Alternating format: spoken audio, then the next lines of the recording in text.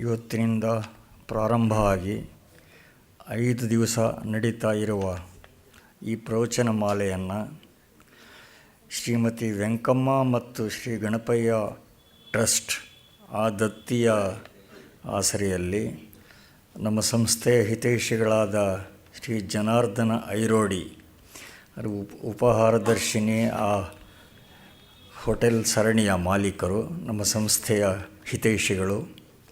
ಅವರು ಅವರ ತಂದೆ ಗಣಪಯ್ಯ ಮತ್ತು ತಾಯಿ ವೆಂಕಮ್ಮ ಅವರ ಹೆಸರಿನಲ್ಲಿ ಸ್ಥಾಪಿಸಿರುವ ದತ್ತಿಯ ಆಶ್ರಯದಲ್ಲಿ ಈ ಪ್ರವಚನ ಮಾಲೆ ನಡೀತಾ ಇದೆ. ಈ ವೆಂಕಮ್ಮ ಗಣಪಯ್ಯ ಟ್ರಸ್ಟ್ ಇದರ ಕಡೆಯಿಂದ ಕಳೆದ 10-12 ವರ್ಷಗಳಿಂದ ನಗರದಲ್ಲಿ ತುಂಬ ಸೇವಾ ಕಾರ್ಯಗಳು ನಡೀತಾ ಇದೆ. ವೈಕುಂಠ ಯಾತ್ರೆ, ಅದಕ್ಕಾಗಿ ಅವರು ವಾಹನ ಇತ್ಯಾದಿ ವ್ಯವಸ್ಥೆಗಳನ್ನು ಮಾಡಿದ್ದಾರೆ. ಈವರೆಗೆ 15,000ಕ್ಕೂ ಹೆಚ್ಚು ಕುಟುಂಬಗಳು ಅದರಿಂದ ಉಪಕೃತರಾಗಿದ್ದಾರೆ. ಬಹಳ ಜನಕ್ಕೆ ವಿದ್ಯಾರ್ಥಿ ವೇತನಗಳನ್ನು ಕೊಡ್ತಾ ಇದ್ದಾರೆ. ರಕ್ತದಾನ ಶಿಬಿರಗಳನ್ನು ನಡೆಸ್ತಾ ಇದ್ದಾರೆ. ಅಲ್ಲಿ ಕುಂದಾಪುರದ ಹತ್ತಿರದ ಕುಮಾರಶಿಲೆಯಲ್ಲಿ ಪ್ರತಿ ತಿಂಗಳು 250 ಮಕ್ಕಳಿಗೆ ಅಕ್ಕಿ ಮೊದಲಾದ ಅಗತ್ಯಗಳನ್ನು ಪೂರೈಸ್ತಾ ಇದ್ದಾರೆ. ಇದೇ ಬಸವನಗುಡಿಯಲ್ಲೇ ಇರುವ ರಂಗದೊರೆ ಆಸ್ಪತ್ರೆಯಲ್ಲಿ ಪ್ರತಿ ತಿಂಗಳು 250 ಉಚಿತ ಡಯಾಲಿಸಿಸ್ ಇದನ್ನು ನಡೆಸ್ತಾ ಇದ್ದಾರೆ ಟ್ರಸ್ಟ್ ಕಡೆಯಿಂದ. ನಮ್ಮ ಸೋದರ ಸಂಸ್ಥೆಯಾದ ಅಬಲಾಶ್ರಮ, ಅದಕ್ಕೆ ಕಳೆದ 10 ವರ್ಷದಿಂದ ಪ್ರತಿದಿನ ಹಾಲಿನ ಪೂರೈಕೆಯನ್ನು ಈ ಟ್ರಸ್ಟ್ ಕಡೆಯಿಂದ ಮಾಡ್ತಾ ಇದ್ದಾರೆ. ಹೀಗೆ ಇನ್ನೂ ಅನೇಕ ಸೇವಾ ಕಾರ್ಯಗಳನ್ನು ಕೂಡ ಮಾಡ್ತಾ ಇದ್ದಾರೆ. ಅವರಿಗೆ, ಅವರ ಪರಿವಾರಕ್ಕೆಲ್ಲ ಸಕಲ ಶ್ರೇಯಸ್ಸು ಉಂಟಾಗಲಿ ಅಂತ ತಮ್ಮೆಲ್ಲರ ಪರವಾಗಿ ಹಾರೈಸ್ತೇನೆ. ಎಷ್ಟೋ ಜನ ಮಹಾನ್ ಸಾಧಕರನ್ನು ವಿಶೇಷ ಸಂದರ್ಭಗಳಲ್ಲಿ ನೆನೆದು ಅವರನ್ನು ಮತ್ತೆ ಮರೆತು ಬಿಡ್ತೇವೆ. ಆದರೆ ಸ್ವಾಮಿ ವಿವೇಕಾನಂದರ ವಿಷಯ ಹಾಗಿಲ್ಲ. ಒಂದು ಜನಾಂಗವಾಗಿ ನಾವೆಲ್ಲ ಇವತ್ತು ತಲೆ ಎತ್ತಿ ಎದೆಯುಬ್ಬಿಸಿ ನಿಂತಿದ್ದೇವೆ ಅಂತ ಹೇಳಿದ್ರೆ ಆ ಕೀರ್ತಿಯ ಸಿಂಹಪಾಲು ಸಲ್ಲಬೇಕಾದ್ದು ಸ್ವಾಮಿ ವಿವೇಕಾನಂದರಿಗೆ. ವಿವೇಕಾನಂದರ 150ನೇ ಜನ್ಮ ವರ್ಷ ಆ ಐತಿಹಾಸಿಕ ಉತ್ಸವಾಚರಣೆಯಲ್ಲಿ ಪಾಲ್ಗೊಳ್ತಾ ಇರೋದು ನಮ್ಮ ಒಬ್ಬೊಬ್ಬರ ಬದುಕಿನಲ್ಲಿಯೂ ವಿಶೇಷವಾಗಿ ರೇಖಾಂಕನಗೊಳ್ಳಬೇಕಾದ ವಿಶೇಷ ಸಂಗತಿಯಾಗಿದೆ. ಹಿಂದೂ ಧರ್ಮದ ಸಾರ್ವತ್ರಿಕತೆಯನ್ನು ಪಾಶ್ಚಾತ್ಯ ಜಗತ್ತಿಗೆ ಮಾತ್ರವಲ್ಲದೆ ಸ್ವಯಂ ಭಾರತೀಯರಿಗೂ ಸ್ಫುಟವಾಗಿ ಅರ್ಥ ಮಾಡಿಸಿದವರು ವಿವೇಕಾನಂದರು. ತಾತ್ವಿಕವಾಗಿ ಅವರು ನಿರೂಪಿಸಿದ್ದು ಉಪನಿಷತ್ ದರ್ಶನವನ್ನೇ. ಆದರೆ ಚಾರಿತ್ರಿಕ ಸಾಮಾಜಿಕ ಕಾರಣಗಳಿಂದ ನಮ್ಮ ಮಾನಸಿಕತೆಯ ಮೇಲೆ ಆವರಿಸಿದ್ದ ಇಲ್ಲಣವನ್ನೆಲ್ಲ ತೊಡೆದು ಹಾಕಿ ನಮ್ಮ ದೃಷ್ಟಿಯನ್ನು ಅವರು ಪ್ರಖರಗೊಳಿಸಿದರು. ಭಾರತ ಯಾವ ಕಾರಣದಿಂದ ಜಗದ್ಗುರು ಸ್ಥಾನಕ್ಕೆ ಅರ್ಹ ಅನ್ನೋದನ್ನು ತೋರಿಸಿಕೊಟ್ರು. ವಿಸ್ಮೃತಿಗೆ ಒಳಗಾಗಿದ್ದ ಸ್ವಧರ್ಮ ಪ್ರಜ್ಞೆಯನ್ನು, ಸ್ವಾಭಿಮಾನವನ್ನು ಮೂಡಿಸಿದ್ದು, ಧರ್ಮ ವಿಷಯಕ ಸಂವಾದಕ್ಕೆ ವಿನೂತನ ಸಮಕಾಲೀನ ನುಡಿಗಟ್ಟನ್ನು ಆವಿಷ್ಕರಿಸಿದ್ದು, ವಿಜ್ಞಾನಾವೇಶದಿಂದ ಹಿಡಿದು ನಿಧರ್ಮೀಯತೆಯವರೆಗೆ ಎಲ್ಲ ಸಾಂಪ್ರತಕಾಲೀನ ಸವಾಲುಗಳಿಗೆ ಧರ್ಮ ಅನ್ನುವ ಏಕೈಕ ಪ್ರತ್ಯಸ್ತ್ರವನ್ನು ಸಫಲವಾಗಿ ಸಂಧಾನ ಮಾಡಿದ್ದು, ರಾಷ್ಟ್ರದ ಅಖಂಡತೆಗೆ ಮೂರ್ತ ರೂಪ ಕೊಟ್ಟದ್ದು. ಹೀಗೆ ಹಲವು ಸಾಧನೆಗಳನ್ನು ಒಮ್ಮೆಗೆ ಮತ್ತು ಕೇವಲ 13-14 ವರ್ಷಗಳ ಅಲ್ಪ ಅವಧಿಯಲ್ಲಿ ವಿವೇಕಾನಂದರು ಮೆರೆದರು. ಹೀಗೆ ಅವರ ಮಹಾಸಮಾಧಿಯಾಗಿ 110 ವರ್ಷಗಳು ಕಳೆದ ಮೇಲೂ ಅವರ ಪ್ರಭಾವದಿಂದ ನಮ್ಮ ಸಮಾಜ ಆಚ್ಛಾದಿತವಾಗಿರೋದನ್ನು ಕಾಣ್ತಾ ಇದ್ದೇವೆ. ನಿಜವಾದ ಮಹಾನತೆಯ ಸೂಚಕ ಅಂದರೆ ಇದೇ ತಾನೇ. ಈ ದೃಷ್ಟಿಯಿಂದ ನೋಡುವಾಗ ಈ ಉತ್ಸವಾಚರಣೆ ಬರೀ ಸಾಂಕೇತಿಕವಲ್ಲ. ಈ ಪುನಸ್ಮರಣೆ ನಮಗೆ ಹೊಸ ಚೈತನ್ಯ ಕೊಡುವುದು ಕೂಡ ಆಗಿದೆ. ವಿವೇಕಾನಂದರ ನಿತಾಂತ ಆರಾಧಕರಾಗಿದ್ದ ಈ ಸಂಸ್ಥೆಯ ಸ್ಥಾಪಕ DVG ಅವರು ಹೇಳಿರೋ ಹಾಗೆ, ವಿವೇಕಾನಂದರ ಲೋಕಬೋಧನೆಯಲ್ಲಿ ಒಂದು ಜೀವಧ್ವನಿ ಒಂದು ಜೀವೋತ್ತೇಜಕ ಪ್ರಭೆ, ಒಂದು ಜೀವನೋಪಯುಕ್ತ ಶಕ್ತಿ ಇವು ತುಂಬಿವೆ. ಇದು ಡಿ ವಿ ಜಿ ಅವರ ಮಾತು. ಹಲವು ಕಾರ್ಯಕ್ರಮ ಸರಣಿಗಳ ಮೂಲಕ ಈ ಉತ್ಸವಾಚರಣೆಯನ್ನು ನಡೆಸೋದಕ್ಕೆ ನಾವು ಸಂಕಲ್ಪಿಸಿದ್ದೇವೆ. ಮೊದಲ ಸರಣಿ ಕಳೆದ ಜುಲೈ ಕಡೆಯ ವಾರದಲ್ಲಿ ನಡೆಯಿತು. ಎರಡನೇ ಸರಣಿ ಈಗ ನಡೀತಾ ಇದೆ. ಮೂರನೇ ಸರಣಿಯ ಉಪನ್ಯಾಸ ಮಾಲೆ ಡಿಸೆಂಬರ್ ಮೊದಲ ವಾರದಲ್ಲಿ ನಡೆಯೋದಿದೆ. ಮುಂದಿನ ವರ್ಷ ಅಂದರೆ 2013ರಲ್ಲಿಯೂ ಕೂಡ ಈ ಕಾರ್ಯಕ್ರಮ ಮಾಲಿಕೆ ಮುಂದುವರಿಯೋದಿದೆ.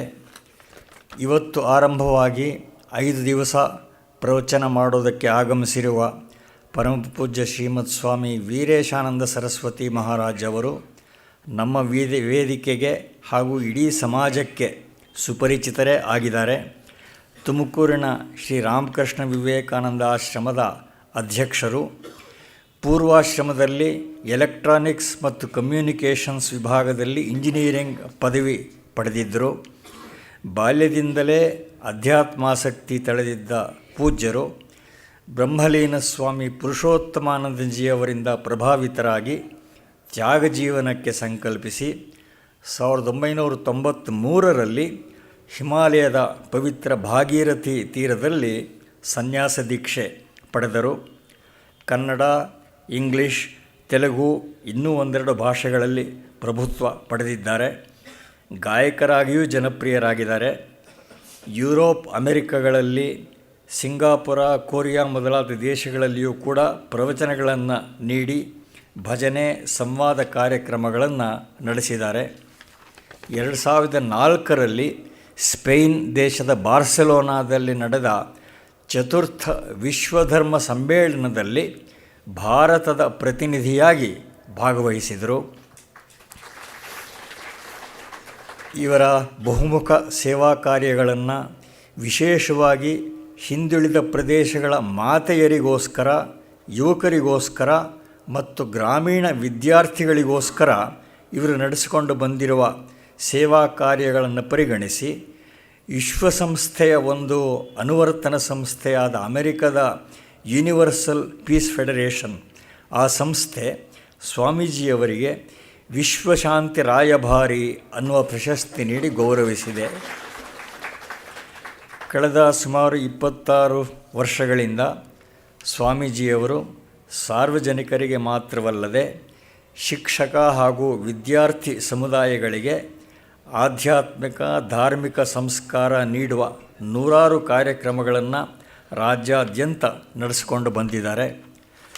ಬಡ ವಿದ್ಯಾರ್ಥಿಗಳ ಶಿಕ್ಷಣಕ್ಕಾಗಿ ವಿದ್ಯಾರ್ಥಿ ವೇತನದ ವ್ಯವಸ್ಥೆಗಳನ್ನೂ ನಡೆಸ್ತಾ ಇದ್ದಾರೆ. ಸೇವಾ ಬಸ್ತಿಗಳ ನಿವಾಸಿಗಳಿಗಾಗಿ ಆರೋಗ್ಯ ತಪಾಸಣೆ ಶಿಬಿರಗಳನ್ನು ನಡೆಸಿ ಉಚಿತ ಔಷಧ ವಿತರಣೆಯನ್ನು ಮಾಡ್ತಾ ಇದ್ದಾರೆ.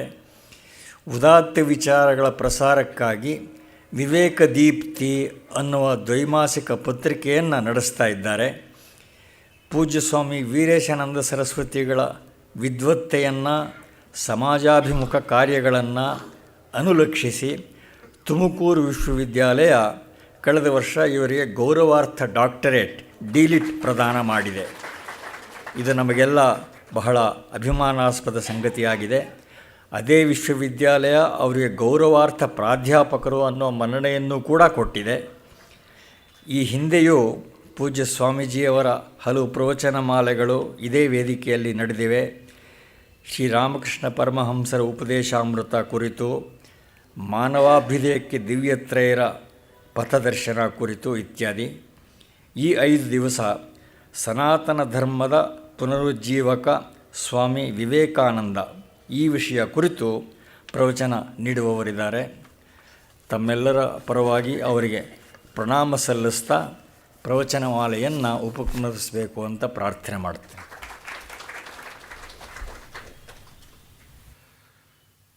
ಓಂ ಸ್ಥಾಪಕಾಯ ಚ ಧರ್ಮಸ್ಯ ಸರ್ವಧರ್ಮಸ್ವರೂಪಿಣೆ ಅವತಾರವರಿಷ್ಠಾಯ ರಾಮಕೃಷ್ಣಾಯ ತೇ ನಮಃ.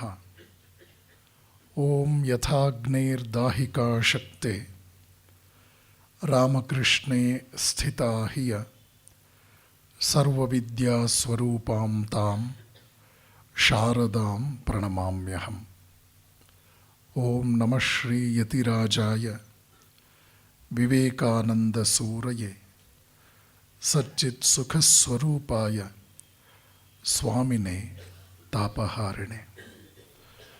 ಪವಿತ್ರಂ ಚರಿತಂ ಯಸ್ಯಾಹ ಪವಿತ್ರಂ ಜೀವನಂ ತಥಾ ಪವಿತ್ರತಾ ಸ್ವರೂಪಿಣ್ಯೈ ತಸ್ಯೈ ಕುರ್ಮೋ ನಮೋ ನಮಃ.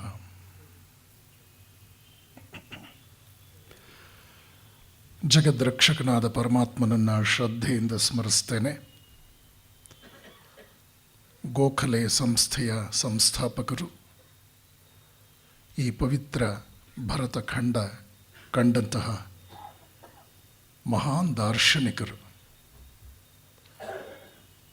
ಮನುಷ್ಯ ಸಂಕುಲವನ್ನು ಶ್ರೇಷ್ಠ ಚಿಂತನೆಗಳ ಸತ್ಪಥದಲ್ಲಿ ಒಯ್ಯುವಲ್ಲಿ ಸಾಕಷ್ಟು ಶ್ರಮಿಸಿದಂತಹ ಮಹಾನ್ ಚೇತನ ಪೂಜ್ಯ ಡಿ ವಿ ಗುಂಡಪ್ಪನವರನ್ನು ನಾನು ಅತ್ಯಂತ ಭಕ್ತಿಯಿಂದ ಸ್ಮರಿಸ್ತೇನೆ. ಈ ಸಂಸ್ಥೆಯಲ್ಲಿ ಸ್ವಾಮಿ ವಿವೇಕಾನಂದರ 150ನೇ ಜನ್ಮ ವರ್ಷಾಚರಣೆಯ ಅಂಗವಾಗಿ ಇಂದಿನಿಂದ 5 ದಿವಸಗಳ ಉಪನ್ಯಾಸದ ಕಾರ್ಯಕ್ರಮ ನೆರವೇರ್ತಾ ಇದೆ. ಈ ಮಹಾನ್ ಸಂಸ್ಥೆಯನ್ನು ಅತ್ಯಂತ ಯಶಸ್ವಿಯಾಗಿ ಕ್ರಿಯಾಶೀಲವಾಗಿ ನಡೆಸ್ಕೊಂಡು ಬರ್ತಾ ಇರತಕ್ಕಂಥ ಹಿರಿಯರು ಪೂಜ್ಯರಾದ ಡಾಕ್ಟರ್ ಎಸ್ ಆರ್ ರಾಮಸ್ವಾಮಿಯವರು, ಡಿ ವಿ ಜಿಯವರ ಆಣತಿಯಂತೆ ಬಹಳ ವಿಶೇಷವಾದ ರೀತಿಯಲ್ಲಿ ಇಂದಿನ ಈ ನಾಗರಿಕತೆಯ ಬಹಳ ಪ್ರಬಲವಾದ ಒಂದು ರೀತಿಯಲ್ಲಿ ಉನ್ನತ ಮೌಲ್ಯಗಳಿಂದ ದೂರ ಸರಿತಾ ಇರತಕ್ಕಂಥ ಸಮಾಜಕ್ಕೆ ಗಟ್ಟಿತನವನ್ನು ಒದಗಿಸಿಕೊಟ್ಟು ನಮ್ಮ ಪರಂಪರೆಯನ್ನು ಸ್ಪಷ್ಟವಾಗಿ ಪರಿಚಯಿಸಿ ಇಂತಹ ಉನ್ನತ ಚಿಂತನೆಗಳಲ್ಲೇ ತಮ್ಮನ್ನು ರೂಪಿಸಿಕೊಳ್ಬೇಕಾದಂಥ ಅವಶ್ಯಕತೆಯನ್ನು ಮನಗಾಣಿಸುವ ವಿಷಯದಲ್ಲಿ ಡಾಕ್ಟರ್ ಎಸ್ ಆರ್ ರಾಮಸ್ವಾಮಿಯವರು ಬಹಳ ದೊಡ್ಡ ಕೆಲಸ ಮಾಡ್ತಾ ಇದ್ದಾರೆ. ಅವ್ರಿಗೂ ಕೂಡ ನನ್ನ ಪ್ರೀತಿಪೂರ್ವಕ ವಂದನೆಗಳು.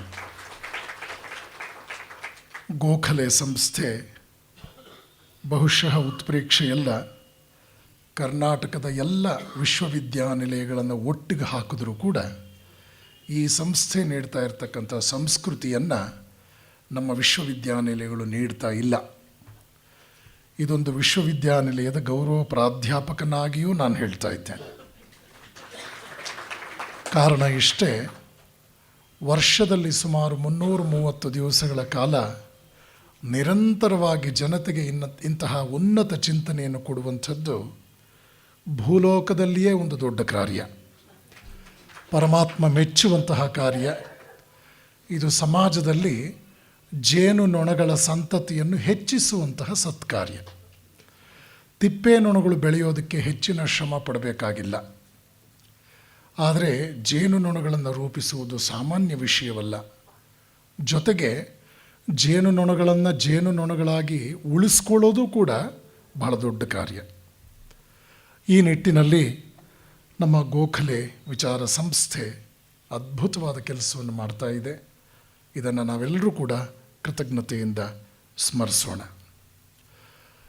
ಇವತ್ತಿನ ಈ ಉಪನ್ಯಾಸ ಮತ್ತು 4 ದಿವಸದ ಮುಂದಿನ ಉಪನ್ಯಾಸಗಳ ಸೇವೆಯನ್ನು ವಿಶೇಷವಾಗಿ ನೆರವೇರಿಸ್ತಾ ಇರತಕ್ಕಂಥ ಸನ್ಮಾನ್ಯ ಸೋದರ ಜನಾರ್ದನ ಐರೋಡಿ ಅವರನ್ನು ನಾನು ಪ್ರೀತಿಪೂರ್ವಕವಾಗಿ ಅಭಿನಂದಿಸ್ತೇನೆ. ಅವರ ಪೂಜ್ಯ ಮಾತಾಪಿತೃಗಳ ಹೆಸರಿನಲ್ಲಿ, ವೆಂಕಮ್ಮ ಮತ್ತು ಗಣಪಯ್ಯನವರ ಹೆಸರಿನಲ್ಲಿ ಈ ಉಪನ್ಯಾಸ ಮಾಲಿಕೆಯ ದತ್ತಿ ಸೇವೆಯನ್ನು ಅವರು ಬಹಳ ಪ್ರೀತಿಯಿಂದ ಇಲ್ಲಿ ನಡೆಸ್ಕೊಂಡು ಬರ್ತಾ ಇದ್ದಾರೆ. ದೇವಪಿತೃಕಾರ್ಯಾಭ್ಯಾಂ ನ ಪ್ರಮದಿತವ್ಯಂ, ಇದು ಉಪನಿಷತ್ತು ಮನುಷ್ಯನಿಗೆ ನೀಡಿದಂಥ ವಿಶೇಷವಾದ ಕರ್ತವ್ಯ. ದೇವರ ಕಾರ್ಯವನ್ನು ಮಾಡೋದು, ಪಿತೃಕಾರ್ಯವನ್ನು ಮಾಡುವಂಥದ್ದನ್ನು ನಿರ್ಲಕ್ಷಿಸುವಂತಿಲ್ಲ. ಪಿತೃಕಾರ್ಯವನ್ನು ಮಾಡೋದು ಅಂತಂದರೆ ಅಲ್ಲೂ ಕೂಡ ವಿಭಾಗಗಳಿದೆ. ಮಕ್ಕಳನ್ನು ಸಾಕಬೇಕಾದ್ದು ತಂದೆ ತಾಯಿಗಳ ಕರ್ತವ್ಯ. ವೃದ್ಧಾಪ್ಯದಲ್ಲಿ ತಂದೆ ತಾಯಿಗಳನ್ನು ಶ್ರದ್ಧೆಯಿಂದ ನೋಡಿಕೊಳ್ಬೇಕಾದ್ದು ಮಕ್ಕಳ ಪಾಲಿಗೆ ಒಂದು ಕೃತಜ್ಞತೆ ಆಗಬೇಕು. ತಂದೆ ತಾಯಿಗಳ ನಿರ್ಗಮನದ ನಂತರ ಅವರ ಸವಿಸ್ಮರಣೆಗಾಗಿ ಯಾವುದಾದ್ರೂ ಒಂದು ರೀತಿಯಲ್ಲಿ ಸೇವಾ ಕಾರ್ಯವನ್ನು ಮುಂದುವರಿಸ್ಕೊಂಡು ಹೋಗ್ತಕ್ಕಂಥದ್ದು. ಅದು ಜ್ಞಾನ ಯಜ್ಞ ಆಗಬಹುದು, ಬಡವರ ಸೇವೆ ಆಗಬಹುದು, ಶೈಕ್ಷಣಿಕವಾಗಿ ಮುಂದೆ ಬರೋದಕ್ಕೆ ಪ್ರಯತ್ನ ಮಾಡ್ತಾ ಇರತಕ್ಕಂಥವ್ರಿಗೆ ಸಹಾಯವಾಗಬಹುದು. ಈ ರೀತಿಯಲ್ಲಿ ಶ್ರೀಮಾನ್ ಜನಾರ್ದನ್ ರವರು ಈ ಕಾರ್ಯವನ್ನು ಬಹಳ ಶ್ರದ್ಧೆಯಿಂದ ಮಾಡ್ಕೊಂಡು ಬರ್ತಾ ಇದ್ದಾರೆ. ಅವರಿಗೆ ಪರಮಾತ್ಮ ಎಲ್ಲ ರೀತಿಯ ಶ್ರೇಯಸ್ಸನ್ನು ಅನುಗ್ರಹಿಸಲಿ ಅಂತ ವಿಶೇಷವಾಗಿ ನಾನು ಹಾರೈಸ್ತೇನೆ. ಇಂತಹ ಸಜ್ಜನರ ಸಂಖ್ಯೆಯ ಸಮಾಜದಲ್ಲಿ ನೂರ್ಮಡಿಗೊಳ್ಳಲಿ. ಇಂತಹ ಸಹೃದಯರು ಸಮಾಜವನ್ನು ಭಾವನಾತ್ಮಕವಾಗಿ ಕಟ್ಟುವಂತಹ, ಉನ್ನತ ಚಿಂತನೆಗಳ ಬೆಳಕಿನಲ್ಲಿ ಕಟ್ಟುವಂತಹ ಶ್ರೇಷ್ಠವಾದ ಕಾರ್ಯದಲ್ಲಿ ತಮ್ಮನ್ನು ತೊಡಗಿಸಿಕೊಳ್ಳಿ. ತನ್ಮೂಲಕ ಸಮಾಜವನ್ನು ಸರ್ವಾಂಗ ಸುಂದರವಾಗಿ ರೂಪಿಸುವಂತಹ ಸತ್ಕಾರ್ಯ ಯಶಸ್ವಿಯಾಗಿ ನೆರವೇರಲಿ ಅಂತ ಹಾರೈಸ್ತೇನೆ. ಇನ್ನು ನನ್ನ ವಿಶೇಷ ಕೃತಜ್ಞತೆಗಳು ನಮ್ಮ ಸೋದರ ರಾಮ್ಜಿಯವರಿಗೂ ಸಲ್ಲುತ್ತೆ. ಸನ್ಮಾನ್ಯ ಡಾಕ್ಟರ್ SR ರಾಮಸ್ವಾಮಿಗಳ ಜೊತೆಯಲ್ಲಿ ಬಹಳ ವಿಶೇಷವಾದ ಶ್ರಮವನ್ನು ಕೊಟ್ಟು ನಮ್ಮ ಗೋಖಲೆ ಸಂಸ್ಥೆ ಅತ್ಯಂತ ಯಶಸ್ವಿಯಾಗಿ ಕೆಲಸ ಮಾಡೋದಕ್ಕೆ ಶ್ರಮಿಸ್ತಾ ಇರತಕ್ಕಂಥ ನನ್ನ ಸುಮಾರು 30 ವರ್ಷಕ್ಕೂ ಹೆಚ್ಚಿನ ಹಳೆಯ ಸ್ನೇಹಿತ, ಅವರ ಸೇವೆಯನ್ನು ಕೂಡ ನಾನು ಅತ್ಯಂತ ಪ್ರೀತಿಯಿಂದ ಇಲ್ಲಿ ಸ್ಮರಿಸ್ತೇನೆ. ಪ್ರೀತಿಯ ಬಂಧುಗಳೇ, ಸನಾತನ ಧರ್ಮದ ಪುನರುಜ್ಜೀವಕ ಸ್ವಾಮಿ ವಿವೇಕಾನಂದ ಅನ್ನೋ ವಿಚಾರವನ್ನು ನಾನು ಮಾತನಾಡುವಂತಹ ಒಂದು ಸುಸಂದರ್ಭ ಇದಾಗಿದೆ. 1 ತಿಂಗಳ ಹಿಂದೆ ನಾನು ಅಮೆರಿಕ ಮತ್ತು ಯುರೋಪ್ ಪ್ರವಾಸದಿಂದ ಹಿಂತಿರುಗಿ ಬಂದೆ. ಇದು ನನ್ನ 4ನೆಯ ವಿದೇಶಿ ಪ್ರವಾಸ. ಅಮೆರಿಕದಲ್ಲಿ ಸ್ವಾಮಿ ವಿವೇಕಾನಂದರ ಚಿಂತನೆಗಳು ಬಹಳಷ್ಟು ಸ್ವೀಕೃತವಾಗಿದೆ. ಶಿಕಾಗೋ ವಿಶ್ವವಿದ್ಯಾನಿಲಯ ವಿವೇಕಾನಂದರ ಅಧ್ಯಯನ ಪೀಠವನ್ನು ಪ್ರಾರಂಭಿಸಿ ಒಂದು ದೊಡ್ಡ ಪರಂಪರೆಗೆ ಮೇಲ್ಪಂಕ್ತಿ ಹಾಕಿದೆ. ಸ್ವತಂತ್ರವಾದ ನಂತರ ಕಳೆದ 2 ಶತಮಾನಗಳಲ್ಲಿ ಆಧುನಿಕ ಅಮೇರಿಕದ ಮೇಲೆ ಪ್ರಭಾವ ಬೀರಿದಂಥ, ಅಮೇರಿಕವನ್ನು ಒಂದು ಉನ್ನತ ರೀತಿಯಲ್ಲಿ ರೂಪಿಸುವ ವಿಷಯದಲ್ಲಿ ವಿಶೇಷವಾಗಿ ಪ್ರಭಾವ ಬೀರಿದಂಥ 25 ಜನರನ್ನು ಇವತ್ತು ಅಮೇರಿಕ ಗುರುತಿಸಿದೆ. ಆ 25 ಜನರ ಒಂದು ಪಟ್ಟಿಯಲ್ಲಿ ಸ್ವಾಮಿ ವಿವೇಕಾನಂದರಿಗೂ ಒಂದು ಪವಿತ್ರ ಸ್ಥಾನ ಇದೆ. ಶಿಕಾಗೋನ ಪ್ರಧಾನ ರಸ್ತೆಯಲ್ಲಿ 10 ಅಡಿ 3 ಇಂಚ್ ಎತ್ತರದ ಕಂಚಿನ ಸ್ವಾಮಿ ವಿವೇಕಾನಂದರ ಪುತ್ಥಳಿ ಸಂಸ್ಥಾಪನೆಗೊಂಡಿದೆ. ಇಡೀ ಅಮೇರಿಕ ಸ್ವಾಮಿ ವಿವೇಕಾನಂದರ ಅಂದು ಅವರು ಮಾಡಿದಂತಹ ಕ್ರಾಂತಿ, ತದನಂತರದ ದಿನಗಳಲ್ಲಿ ಅದರಿಂದ ಉಂಟಾದಂತಹ ಪ್ರಭಾವವನ್ನು ಕೃತಜ್ಞತೆಯಿಂದ ಸ್ಮರಿಸ್ತಾ ಇದೆ. ನಮಗೆಲ್ಲ ಆಶ್ಚರ್ಯ ಆಗುತ್ತೆ, ವಿವೇಕಾನಂದರ ಆಗಮನದ ನಂತರ ಜಗತ್ತಿನಲ್ಲಿ ಮಹತ್ತರವಾದ ಬದಲಾವಣೆಯನ್ನು ನಾವು ನೋಡ್ತೇವೆ. ಅವರು ಕೊಟ್ಟ ಎಚ್ಚರಿಕೆಯನ್ನೂ ಗಮನಿಸಿದರೆ ಅವರ ಮಾತುಗಳು ಎಷ್ಟರ ಮಟ್ಟಿಗೆ ಮನುಷ್ಯ ಸಂಕುಲವನ್ನು ಸರಿದಾರಿಗೆ ತರುವಂತಹ ವಿಷಯದಲ್ಲಿ ಪರಿಣಾಮಕಾರಿಯಾಗಿದ್ವು ಅನ್ನೋದನ್ನು ಗಮನಿಸ್ತೇವೆ. ವಿವೇಕಾನಂದರ ವಿಶ್ವಧರ್ಮ ಸಮ್ಮೇಳನದ ಉಪನ್ಯಾಸವೇ ಆ ನಂತರ ಸರಿಸುಮಾರು 45-50 ವರ್ಷಗಳ ನಂತರ ರೂಪುಗೊಂಡಂತಹ ವಿಶ್ವಸಂಸ್ಥೆಯ ಧ್ಯೇಯೋದ್ದೇಶಗಳಲ್ಲಿ ಪ್ರತಿಫಲನಗೊಂಡಿವೆ.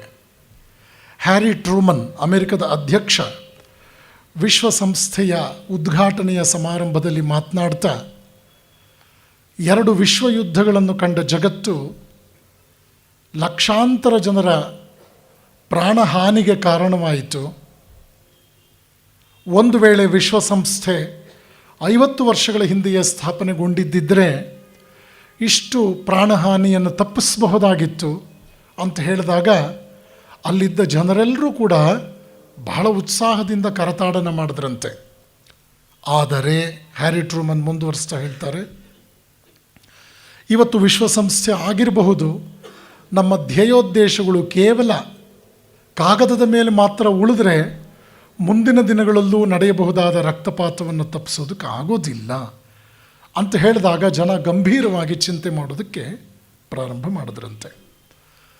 ಸ್ವಾಮಿ ವಿವೇಕಾನಂದರು ಅಮೆರಿಕದ ತಮ್ಮ ಉಪನ್ಯಾಸಗಳ ಮೇಲಿಂದ ಮೇಲೆ ಹಲವಾರು ಸಂದರ್ಭಗಳಲ್ಲಿ ಅಮೆರಿಕ ಮತ್ತು ಯುರೋಪ್ ಎರಡೂ ಕಡೆ ಬಹಳಷ್ಟು ಎಚ್ಚರಿಕೆಯ ಮಾತುಗಳನ್ನು ಕೊಟ್ಟಿದ್ದುಂಟು.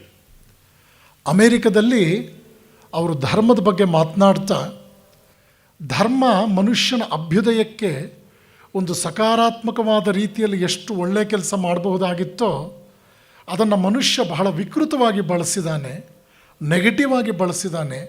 ಹೀಗಾಗಿ ಸಾಕಷ್ಟು ಪ್ರಾಣಹಾನಿಯಾಗಿದೆ, ರಕ್ತಹಾನಿಯಾಗಿದೆ ಮನುಷ್ಯ ಇತಿಹಾಸದಲ್ಲಿ ಅನ್ನೋ ಮಾತನ್ನು ನೊಂದು ನುಡಿದಿದ್ದಾರೆ. ಅವರೆಲ್ಲರಿಗೂ ಒಂದು ಸ್ಪಷ್ಟವಾದ ತಿಳುವಳಿಕೆ ಕೊಡೋ ರೀತಿಯಲ್ಲಿ ತಮ್ಮ ಚಿಕಾಗೋ ಉಪನ್ಯಾಸದ ಆ ಪುಟ್ಟ 3.5 ನಿಮಿಷದ ಭಾಷಣದಲ್ಲಿ ಜಗತ್ತಿನ ಯಾವುದೇ ಮೂಲೆಯಿಂದ ಬಂದ ನಿರಾಶ್ರಿತರಿಗೆ ಭಾರತ ಮಾತೆ ತನ್ನ ಒಡಲಿನಲ್ಲಿ ಸ್ಥಾನ ಕೊಟ್ಟಿದ್ಲು. ಎಲ್ಲ ಧರ್ಮೀಯರನ್ನೂ ಕೂಡ ಭಾರತ ಮಾತೆ ತನ್ನ ಸಂತಾನ ಅಂತ ಪರಿಗಣಿಸಿ ಅವರನ್ನು ಪೋಷಿಸಿದ್ದಾಳೆ. ಅಂತಹ ಒಂದು ಮಹಾನ್ ಸಂಸ್ಕೃತಿಗೆ, ಒಂದು ಶ್ರೇಷ್ಠ ಪರಂಪರೆಗೆ ಸೇರಿದವನು ನಾನು ಅನ್ನೋದನ್ನು ಕೂಡ ಹೆಮ್ಮೆಯಿಂದ ಅವ್ರು ಹೇಳ್ಕೊಂಡ್ರು. ಇದನ್ನೆಲ್ಲ ಗಮನಿಸಬೇಕು. ಜಗತ್ತಿನಲ್ಲಿ ವಿಶ್ವಯುದ್ಧಗಳು ನಡೆಯೋದಕ್ಕೆ ಯಾರು ಕಾರಣ ಅನ್ನೋದನ್ನ ನೀವು ಊಹೆ ಮಾಡ್ತಾ ಹೋದರೆ, ಎಲ್ಲ ಜಗತ್ತಿನ ಮೂಲೆ ಮೂಲೆಗಳಿಂದ ಬಂದ ನಿರಾಶ್ರಿತರಿಗೆ ಆಶ್ರಯ ಕೊಟ್ಟದ್ದು ನನ್ನ ದೇಶ ಅಂತ ವಿವೇಕಾನಂದರು ಹೇಳಿದ್ರಲ್ಲ, ಈ ಮಾತನ್ನು ಕೇವಲ ಒಂದು ಹೆಮ್ಮೆಯ ವಾಕ್ಯವಾಗಿ ಮಾತ್ರ ಸ್ವೀಕರಿಸಬಾರ್ದು ನಾವು. ಈ ಮಾತಿನ ಹಿನ್ನೆಲೆಯಲ್ಲಿ ಭಾರತ ಜಗತ್ತಿನ ಕಾಲಘಟ್ಟದ ಹಲವಾರು ಹಂತಗಳಲ್ಲಿ ಹೇಗೆ ನಡ್ಕೊಂಡಿದೆ ಅನ್ನೋದನ್ನು ಕೂಡ ನಾವು ಗಮನಿಸಬೇಕಾದಂಥ ಒಂದು ವಿಚಾರ. ಯುರೋಪ್ನಲ್ಲಿ ಉಪನ್ಯಾಸ ಮಾಡ್ತಾ ವಿವೇಕಾನಂದರು ಹೇಳಿದಂಥ ಒಂದು ಮಾತು ಇಲ್ಲಿ ಉಲ್ಲೇಖಾರ್ಹ. ಅವ್ರು ಹೇಳ್ತಾರೆ, ಯುರೋಪ್ ತನ್ನ ಧೋರಣೆಯನ್ನು ಬದಲಾಯಿಸ್ಕೊಳ್ಳದೆ ಇದ್ದರೆ, ಯುರೋಪ್ ಸ್ವಲ್ಪ ಧರ್ಮ ಆಧ್ಯಾತ್ಮದ ಕಡೆಗೆ ಹೆಚ್ಚಿನ ಗಮನ ಕೊಡದೇ ಇದ್ದರೆ, ಇನ್ನು 50 ವರ್ಷಗಳಲ್ಲಿ ಯುರೋಪ್ ಬೂದಿಯಾಗುತ್ತೆ ಅನ್ನೋ ಮಾತನ್ನು ಹೇಳಿದರು. 2 ವಿಶ್ವ ಯುದ್ಧಗಳು ಯುರೋಪನ್ನು ಎಷ್ಟರ ಮಟ್ಟಿಗೆ ಒಂದು ರೀತಿ ಸಂಕಟಕ್ಕೆ ಎಡೆಮಾಡ್ತು ಯುರೋಪಿಯನ್ ದೇಶಗಳನ್ನು ಅನ್ನೋದನ್ನು ನಾವು ಗಮನಿಸ್ತೇವೆ. ಈ ರೀತಿಯಲ್ಲಿ ಸ್ವಾಮಿ ವಿವೇಕಾನಂದರು ದಾಸ್ಯ ರಾಷ್ಟ್ರದ ಒಬ್ಬ ಸನ್ಯಾಸಿಯಾಗಿ ಪ್ರಭು ರಾಷ್ಟ್ರಗಳಲ್ಲಿ ಮತ್ತು ಜಗತ್ತಿಗೆ ತನ್ನ ಶ್ರೀಮಂತಿಕೆಯ ಮೂಲಕ, ವೈಭವದ ಮೂಲಕ ಒಂದು ಹೆಮ್ಮೆಯ ಹಿರಿಯಣ್ಣನಂತೆ ಬದುಕ್ತಾ ಇದ್ದ ಅಮೆರಿಕದಂತಹ ರಾಷ್ಟ್ರದಲ್ಲಿ ಅದೆಷ್ಟು ವಿಶೇಷವಾದ ರೀತಿಯಲ್ಲಿ ಮನುಷ್ಯ ಸಾಮ್ರಾಜ್ಯಕ್ಕೆ, ಮನುಷ್ಯ ಸಂಕುಲದ ಉಳಿವಿಗೆ ಬೇಕಾದ ಉನ್ನತ ವಿಚಾರಗಳನ್ನು ಮೇಲಿಂದ ಮೇಲೆ ಪ್ರಸ್ತಾಪಿಸ್ತಾ ಮತ್ತೆ ಮತ್ತೆ ಮತ್ತೆ ಮತ್ತೆ ಅವರು ಧರ್ಮ ಆಧ್ಯಾತ್ಮದ ಅನಿವಾರ್ಯತೆಯನ್ನು ಹೆಚ್ಚು ಹೆಚ್ಚು ಜನಕ್ಕೆ ಪರಿಚಯಿಸಿದಂತಹ ಪ್ರಯತ್ನ ಇದೆಯಲ್ಲ, ಅದನ್ನು ಗಮನಿಸಬೇಕು ನಾವು. ಹೀಗಾಗಿ ಪಾಶ್ಚಾತ್ಯ ಜಗತ್ತಿನಲ್ಲಿ ಸಾಕಷ್ಟು ಇದರ ಪರಿಣಾಮವನ್ನು ನಾವು ನೋಡ್ತಾ ಇದ್ದೇವೆ. ಇಟಲಿ ದೇಶದಲ್ಲಿ ಸ್ವಾಮಿ ವಿವೇಕಾನಂದ 150ನೇ ಜನ್ಮ ವರ್ಷಾಚರಣೆಯ ಉದ್ಘಾಟನೆಯ ಕಾರ್ಯಕ್ರಮದಲ್ಲೂ ಕೂಡ ಪೂಜ್ಯ ಸ್ವಾಮಿ ನಿರ್ಭಯಾನಂದರು ಮತ್ತು ನಾನು ಭಾಗವಹಿಸಿದ್ದೆವು. ಇಟಲಿ ಭಾಷೆಯಲ್ಲಿ ವಿವೇಕಾನಂದರ ಜೀವನ ಹಾಗೂ ಸಂದೇಶಗಳನ್ನು ಹೊತ್ತ ಒಂದು ಪುಸ್ತಕ ಬಿಡುಗಡೆ ಕಾರ್ಯಕ್ರಮದಲ್ಲೂ ನಾವಿದ್ದೆವು. ಸುಮಾರು 3-4 ಸರ್ವಧರ್ಮ ಸಮ್ಮೇಳನಗಳಲ್ಲಿ ನಾವು ಭಾಗವಹಿಸಿದ್ದೆವು. ಇದರ ಜೊತೆಗೆ ಇಟಲಿಯ ಸವೋನಾ ಅನ್ನೋ ನಗರದ ಸಮೀಪದಲ್ಲಿ ಆಲ್ತರೆ ಅನ್ನೋ ಒಂದು ಆಶ್ರಮ, ಗೀತಾನಂದ ಆಶ್ರಮ ಅಂತ ಅದು, ಅಲ್ಲಿ ಲಲಿತಾ ಪರಮೇಶ್ವರಿಯ 8 ಅಡಿ ಎತ್ತರದ ಕೃಷ್ಣಶಿಲೆಯ ವಿಗ್ರಹ ಸುಮಾರು 3.5 ಅಡಿ ಎತ್ತರದ ಪೆಡಸ್ಟಾಲ್ ಮೇಲೆ, ಪೀಠದ ಮೇಲೆ ಪ್ರತಿಷ್ಠಾಪನೆಗೊಂಡಂಥದ್ದು. ದಶಮಹಾವಿದ್ಯೆಯರ ಮೂರ್ತಿಗಳ ಪ್ರತಿಷ್ಠಾಪನೆ, ಸುಮಾರು 15 ದಿವಸಗಳಲ್ಲಿ 23-24 ಹೋಮಗಳನ್ನು ಅಲ್ಲಿ ನಡೆಸಿ ಸಾವಿರಾರು ಜನರನ್ನು ಅಲ್ಲಿಗೆ ಆಹ್ವಾನಿಸಿ ಭಾರತೀಯ ಚಿಂತನೆಗಳ ಬಗ್ಗೆ ಹಲವಾರು ಉಪನ್ಯಾಸಗಳನ್ನು ಮಾಡಿ ಆಧ್ಯಾತ್ಮಿಕ ಸಾಧನಾ ಶಿಬಿರದ ಮೂಲಕ ಸುಮಾರು 60-70 ಜನ ಒಂದು ವಾರ ನಿರಂತರವಾಗಿ, ಪಾಶ್ಚಾತ್ಯ ಸಮಾಜದಲ್ಲಿ 70 ಜನ ಒಂದು ವಾರ ಒಟ್ಟಿಗೆ ಬರೋದು ಅಂದರೆ ನಮ್ಮ ದೇಶದಲ್ಲಿ 700-800 ಜನ ಒಟ್ಟಿಗೆ ಬಂದ ಹಾಗೆ. ಅಲ್ಲಿ ಅಷ್ಟು ಸುಲಭವಾಗಿ ನೀವು ಈ ಕಾರ್ಯಕ್ರಮಗಳಿಗೆ ಸೆಳೆಯೋದು ಅಷ್ಟು ಸುಲಭದ ವಿಷಯ ಅಲ್ಲ. ಮೇಲಾಗಿ ಈ ವಿಚಾರಗಳು ಬಹಳಷ್ಟು ಜನಕ್ಕೆ ಹೊಸದು. ಅವರೆಲ್ಲರೂ ಇಟಲಿಯವರೇ. ಅಂಥವರೆಲ್ಲರೂ ಭಾಗವಹಿಸಿದಂತಹ ಕಾರ್ಯಕ್ರಮಗಳನ್ನು ನಾನಿಲ್ಲಿ ನಿಮ್ಮ ಗಮನಕ್ಕೆ ತರ್ತಾ ಇದ್ದೇನೆ. ಹೀಗಾಗಿ ಪಾಶ್ಚಾತ್ಯ ಜಗತ್ತು ಭಾರತೀಯ ವಿಚಾರಗಳ ಬಗ್ಗೆ, ರಾಮಕೃಷ್ಣ ವಿವೇಕಾನಂದರ ವಿಚಾರಗಳ ಬಗ್ಗೆ, ಉಪನಿಷತ್ತಿನ ಬಗ್ಗೆ, ಯೋಗ, ಧ್ಯಾನ, ಪ್ರಾಣಾಯಾಮದ ವಿಚಾರಗಳಲ್ಲಿ ಸಾಕಷ್ಟು ಎಚ್ಚೆತ್ತುಕೊಂಡು ಇಂದು ಪಾಶ್ಚಾತ್ಯ ಆಡಳಿತ ನಡೆಸ್ತಾ ಇರತಕ್ಕಂಥ ಸರ್ಕಾರಗಳು ಯೋಗ ಮತ್ತು ಪ್ರಾಣಾಯಾಮವನ್ನು ಧರ್ಮದ ಇತಿಮಿತಿಯಿಂದ ಹೊರಗಿಟ್ಟಿವೆ. ನಮ್ಮ ದೇಶದಲ್ಲಿ ಯೋಗ ಹೇಳ್ಕೊಡ್ತೇನೆ ಅಂದರೆ, ಪ್ರಾಣಾಯಾಮ ಹೇಳ್ಕೊಡ್ತೀನಿ ಅಂತಂದರೆ ಅದು ಕೆಲವ್ರ ಮನಸ್ಸಿಗೆ ನೋವಾಗುತ್ತೆ ಅಂತ ಹೇಳ್ತಾರೆ ಬುದ್ಧಿಜೀವಿಗಳು. ಪೂಜ್ಯ ಸ್ವಾಮಿ ಜಗದಾತ್ಮಾನಂದಜಿಯವರು ಬಹಳ ಚೆನ್ನಾಗಿ ಹೇಳ್ತಿರ್ತಾರೆ, ಬುದ್ಧಿಯನ್ನೇ ಮಾರಿಕೊಂಡು ಬದುಕುವ ಜನರು ಅಂತ, ಬುದ್ಧಿಜೀವಿಗಳು ಅಂತ. ಅಲ್ಲಿ ಯೋಗ, ಪ್ರಾಣಾಯಾಮ, ಧ್ಯಾನ ಇತ್ಯಾದಿಗಳ ಬಗ್ಗೆ ಪಾಶ್ಚಾತ್ಯರ ಧೋರಣೆ ಇವತ್ತು ಎಷ್ಟು ಸಕಾರಾತ್ಮಕವಾಗಿದೆ ಅಂದರೆ, ಇದು ಯಾವುದೇ ಒಂದು ಮತದ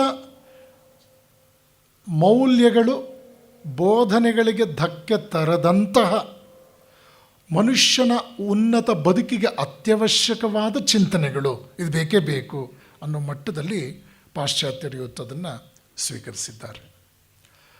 ಇಷ್ಟು ಪೀಠಿಕೆಯ ನುಡಿಗಳೊಂದಿಗೆ ನಾನು ನನ್ನ ಕರ್ತವ್ಯಕ್ಕೆ ಪ್ರವೇಶ ಮಾಡ್ತಾ ಇದ್ದೇನೆ.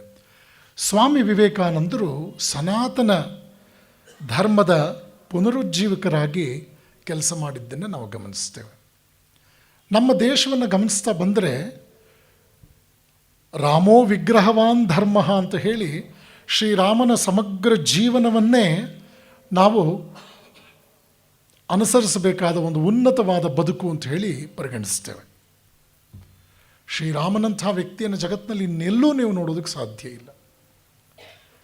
ಭಾರತೀಯರ ಮಹಾಕಾವ್ಯಗಳು, ಆದಿಕಾವ್ಯಗಳು ಏನಿದೆ, ಇಂತಹ ಕಾವ್ಯಗಳು ಮತ್ತಿನ್ನೆಲ್ಲೂ ನಿಮಗೆ ಸಿಗೋದಿಲ್ಲ.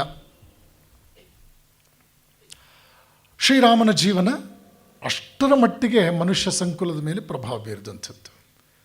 ಇಟಲಿಯಲ್ಲಿ ಕ್ರಿಶ್ಚಿಯನ್ನರು ರಾಮಾಯಣದ 1.5 ಗಂಟೆ ನಾಟಕವನ್ನು ಅಭ್ಯಾಸ ಮಾಡಿ ಅವರೂ ಕೂಡ ನಮ್ಮ ಮುಂದೆ ರಾಮಾಯಣದ ಪ್ರದರ್ಶನ ಮಾಡೋದನ್ನು ಕಂಡಾಗ ನಮಗೆ ರೋಮಾಂಚನವಾಯಿತು. ಸೀತಾಪಹರಣದ ಕಥೆ, ಮಾರುತಿಯ ಆಗಮನ, ಶ್ರೀರಾಮನ ಸಖ್ಯದೊಂದಿಗೆ ಸುಗ್ರೀವ ಸಾಂತ್ವನ ಪಡೆದದ್ದು, ಆ ನಂತರ ರಾವಣನನ್ನು ಕೊಂದಂಥ ಸನ್ನಿವೇಶ. ಪಾಶ್ಚಾತ್ಯರು ಇವತ್ತು ಭಾರತದ ರಾಮಾಯಣ ಮಹಾಭಾರತದ ವಿಚಾರಗಳನ್ನು ಬಹಳ ಕುತೂಹಲವಾಗಿ, ಜವಾಬ್ದಾರಿಯುತವಾಗಿ ಸ್ವೀಕರಿಸ್ತಾ ಬರ್ತಾ ಇದ್ದಾರೆ. ಅಲ್ಲಿನ ಶಾಲಾ ಕಾಲೇಜುಗಳಲ್ಲಿ, ಸಾಂಸ್ಕೃತಿಕ ಕೇಂದ್ರಗಳಲ್ಲಿ ರಾಮಾಯಣ ಮಹಾಭಾರತದ ಮತ್ತು ಭಾರತೀಯ ಋಷಿಮುನಿಗಳ, ನಚಿಕೇತನೇ, ಧ್ರುವನೇ, ಪ್ರಹ್ಲಾದನೇ ಮೊದಲಾದವರ ಜೀವನಗಳು ವೇದಿಕೆ ಮೇಲೆ ಡೆಮಾನ್ಸ್ಟ್ರೇಟ್ ಆಗ್ತಾ ಇದೆ. ನಾಟಕಗಳ ಮೂಲಕ, ಏಕಪಾತ್ರಾಭಿನಯಗಳ ಮೂಲಕ, ಯಕ್ಷಗಾನದ ಸನ್ನಿವೇಶಗಳ ಮೂಲಕ ಇದನ್ನೆಲ್ಲ ನಾವು ಗಮನಿಸಬೇಕು. ಅಕ್ಕಾ ಸಮ್ಮೇಳನಕ್ಕೆ ತೆರಳಿರ್ತಕ್ಕಂಥ ದಕ್ಷಿಣ ಕನ್ನಡ ಜಿಲ್ಲೆಯ ಯಕ್ಷಗಾನದ ಒಂದು ತಂಡಕ್ಕೆ 3.5 ತಿಂಗಳ ಕಾಲ ಪ್ರೋಗ್ರಾಮ್ ಸಿಕ್ಬಿಟ್ಟಿದೆ. ಮೊನ್ನೆ ಒಬ್ಬರು ಆತ್ಮೀಯರು ಫೋನ್ ಮಾಡಿ ಅಮೆರಿಕದಿಂದ ಹೇಳ್ತಾರೆ, ಸ್ವಾಮೀಜಿ ಮೊನ್ನೆ ಯಕ್ಷಗಾನ ಆಯಿತು, 900 ಜನ ಸೇರಿದ್ರು ಅವತ್ತಿನ ಕಾರ್ಯಕ್ರಮದಲ್ಲಿ ಅಂಥೇಳಿ. ಇದೆಲ್ಲ ನನಗೆ ಇತ್ತೀಚಿನ ಪ್ರವಾಸದಲ್ಲಿ ನಾನು ಬಹಳ ಹತ್ತಿರದಿಂದ ಕಂಡಂಥ ವಿಚಾರಗಳು. ಈ ಎಲ್ಲ ವಿಚಾರಗಳನ್ನು ನಿಮ್ಮ ಮುಂದೆ ಇಡೋದಕ್ಕೆ ಮೂಲ ಉದ್ದೇಶ ಏನು ಅಂತಂದರೆ, ಭಾರತೀಯ ಚಿಂತನೆಗಳನ್ನು ಪಾಶ್ಚಾತ್ಯ ಜಗತ್ತು ಇವತ್ತು ಅತ್ಯಂತ ಜವಾಬ್ದಾರಿಯುತವಾಗಿ ಕೃತಜ್ಞತೆಯಿಂದ ಸ್ವೀಕರಿಸ್ತಾ ಇದೆ ಅನ್ನೋದನ್ನು ಹತ್ತಿರದಿಂದ ಕಂಡು ಆ ಮಾತನ್ನು ನಿಮ್ಮ ಜೊತೆಗೆ ಹಂಚಿಕೊಳ್ತಾ ಇದ್ದೇನೆ. ಶ್ರೀರಾಮಕೃಷ್ಣರ ಸಂಪರ್ಕಕ್ಕೆ ಬಂದಂತಹ ಅಂದಿನ ಕಲ್ಕತ್ತೆಯ ಗಣ್ಯಾತಿ ಗಣ್ಯರು ಹಲವಾರು ಜನ. ಕೇಶವಚಂದ್ರ ಸೇನ, ಈಶ್ವರಚಂದ್ರ ವಿದ್ಯಾಸಾಗರ, ದೇವೇಂದ್ರನಾಥ ಟ್ಯಾಗೂರ್, ಬಂಕಿಮಚಂದ್ರ ಚಟರ್ಜಿ, ಇವರೇ ಮೊದಲಾದವರನ್ನೆಲ್ಲ ನಾವು ನೋಡ್ತೇವೆ. ಗಿರೀಶ್ ಚಂದ್ರ ಘೋಷ್ ಇವರೆಲ್ಲರೂ ಕೂಡ ಬರ್ತಾರೆ. ನರೇಂದ್ರನ ವ್ಯಕ್ತಿತ್ವದ ಬಗ್ಗೆ ರಾಮಕೃಷ್ಣರು ತಮ್ಮ ಅಭಿಪ್ರಾಯವನ್ನು ಕೊಟ್ಟದ್ದನ್ನು ಗಮನಿಸ್ತೇವೆ ನಾವು. ತಮ್ಮ ದಕ್ಷಿಣೇಶ್ವರದ ಕೊಠಡಿಯಲ್ಲಿ, ಆ ಕೊಠಡಿ ಭಕ್ತರಿಂದ ತುಂಬಿದೆ. ಅವರಲ್ಲಿ ಹಲವಾರು ಜನ ಅಂದಿನ ಭಾರತದ ಬಹಳ ದೊಡ್ಡ ಹೆಸರು ಮಾಡಿದ್ದಂತಹ ಹಿರಿಯ ಚೇತನಗಳು ಇದರಲ್ಲಿ. ಶ್ರೀರಾಮಕೃಷ್ಣರು ಬಹಳ ಉನ್ನತವಾದ 2 ವಿಚಾರಗಳನ್ನು ಅಂದು ಮುಂದಿಡ್ತಾರೆ. ಮೊದಲನೇದು, ಕೇಶವಚಂದ್ರ ಸೇನ 10 ದಳದ ಪದ್ಮ, ನರೇಂದ್ರ ಸಹಸ್ರದಳ ಪದ್ಮ. ಕೇಶವಚಂದ್ರ ಸೇನ ಒಂದು ಹಣತೆ, ನರೇಂದ್ರ ಹಿಮಾಲಯದಂತೆ ಬೆಳಗುವ ಜ್ಯೋತಿ. ಕೇಶವಚಂದ್ರ ಸೇನ ಒಂದು ಪುಟ್ಟ ಕುಂಟೆ, ನರೇಂದ್ರ ಒಂದು ದೊಡ್ಡ ಸಾಗರ. ನರೇಂದ್ರನ ಬಗ್ಗೆ ರಾಮಕೃಷ್ಣ 19-20 ವರ್ಷದ ಯುವಕನ ಬಗ್ಗೆ ಶ್ರೀರಾಮಕೃಷ್ಣರು ಕೊಡ್ತಾ ಇರತಕ್ಕಂಥ ಒಂದು ಅಭಿಪ್ರಾಯ. ಶ್ರೀರಾಮಕೃಷ್ಣರು ತಮ್ಮ ಇಡೀ ಬದುಕಿನಲ್ಲಿ ಯಾವುದೇ ವ್ಯಕ್ತಿಯನ್ನು ವಿನಾಕಾರಣ ಒಂದೇ ಒಂದು ಶಬ್ದದಲ್ಲೂ ಉತ್ಪ್ರೇಕ್ಷಿಸಿ ಶ್ಲಾಘಿಸಲಿಲ್ಲ. ಉತ್ಪ್ರೇಕ್ಷೆ ಸಾಧ್ಯವೇ ಇಲ್ಲ ಅವರ ಜೀವನ ಪರ್ಯಂತ ನಾವು ಗಮನಿಸೋ ಯಾರನ್ನೂ ಅವರು ಉತ್ಪ್ರೇಕ್ಷಿಸಿ ಹೇಳಲಿಲ್ಲ. ನರೇಂದ್ರನ ಬಗ್ಗೆ ಈ ರೀತಿ ಮಾತುಗಳನ್ನು ಹೇಳಿದ ಮೇಲೆ ಮತ್ತೊಂದು ಸಂದರ್ಭದಲ್ಲಿ ಹೇಳ್ತಾರೆ, ಲೋಕ ಶಿಕ್ಷಣವನ್ನು ಕೊಡೋದಕ್ಕೆ ಯಾರಂದ್ರೆ ಅವರಿಗೆ ಸಾಧ್ಯ ಇಲ್ಲ, ಜಗನ್ಮಾತೆಯ ಲೈಸೆನ್ಸ್ ಇದ್ದರೆ ಮಾತ್ರವೇ ಲೋಕ ಶಿಕ್ಷಣವನ್ನು ಕೊಡೋದಕ್ಕೆ ಸಾಧ್ಯ. ಜಗನ್ಮಾತೆ ಶುಕದೇವನಿಗೆ ಲೈಸೆನ್ಸ್ ಕೊಟ್ಟಿದ್ಲು, ನಾರದ ಮಹರ್ಷಿಗೆ ಲೈಸೆನ್ಸ್ ಕೊಟ್ಟಿದ್ಲು, ಶಂಕರಾಚಾರ್ಯರಿಗೆ ಲೈಸೆನ್ಸ್ ಕೊಟ್ಟಿದ್ಲು, ಈಗ ನರೇಂದ್ರನಿಗೆ ಕೊಟ್ಟಿದ್ದಾಳೆ. ಈ ಮಾತನ್ನು ಕೇಳಿ ಯಾರೇ ಸಾಮಾನ್ಯ ಶಿಷ್ಯನಾಗಿದ್ದಿದ್ರೆ ಏನು ಅಭಿಪ್ರಾಯ ಕೊಡ್ತಾ ಇದ್ದ? ನನ್ನ ಗುರುಗಳು ನಿಜವಾಗ್ಲೂ ನನ್ನನ್ನು ಅರ್ಥ ಮಾಡಿಕೊಂಡಿದ್ದಾರೆ, ನನ್ನ ಸಾಮರ್ಥ್ಯ ನನ್ನ ಗುರುಗಳಿಗೆ ಅರ್ಥ ಆಗಿದೆಯಲ್ಲ ಅಂತ ತನ್ನ ಪಾಡಿಗೆ ತಾನು ಸಂತೋಷ ಪಡಬಹುದಾದಂಥ ಸನ್ನಿವೇಶ. ನರೇಂದ್ರ ಏನು ಹೇಳ್ತಾನೆ? ಲೋಕ ಶಿಕ್ಷಣವೇ, ಅದನ್ನು ನಾನು ಮಾಡೋದಿಲ್ಲ. ಆಗ ರಾಮಕೃಷ್ಣರು ಹೇಳ್ತಾರೆ, ನೀನು ಮಾಡೋದಿಲ್ಲ ಅಂತಂದರೆ ಜಗನ್ಮಾತೆ ಬಿಡ್ತಾಳೇನೋ, ಅವಳೇ ನಿನ್ನ ಜುಟ್ಟು ಹಿಡಿದು ಮಾಡಿಸ್ತಾಳೆ.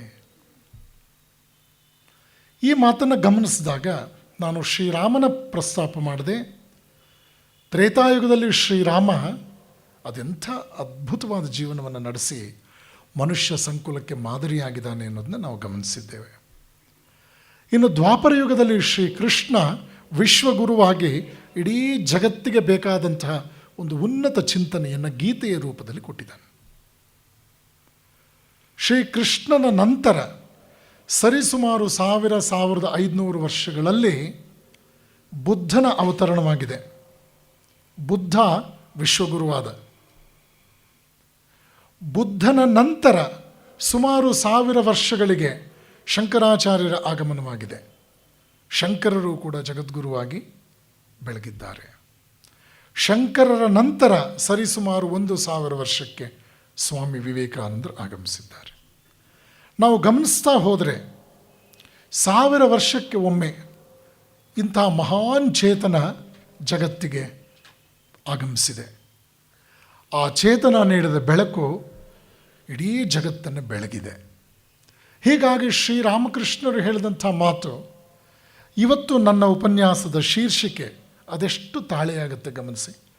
ಧರ್ಮದ ಪುನರುಜ್ಜೀವನಗೊಳಿಸೋದಕ್ಕಾಗಿಯೇ ಸ್ವಾಮಿ ವಿವೇಕಾನಂದರು ಆಗಮಿಸಿದರು ಅನ್ನೋದನ್ನು ಅವರ ಬದುಕಿನ ಉದ್ದಕ್ಕೂ ಅವರು ಮಾಡಿದಂಥ ಕಾರ್ಯಗಳನ್ನು ಗಮನಿಸ್ತಾ ಹೋದಂತೆ ನಮ್ಮ ಅರಿವಿಗೆ ಬರುತ್ತೆ.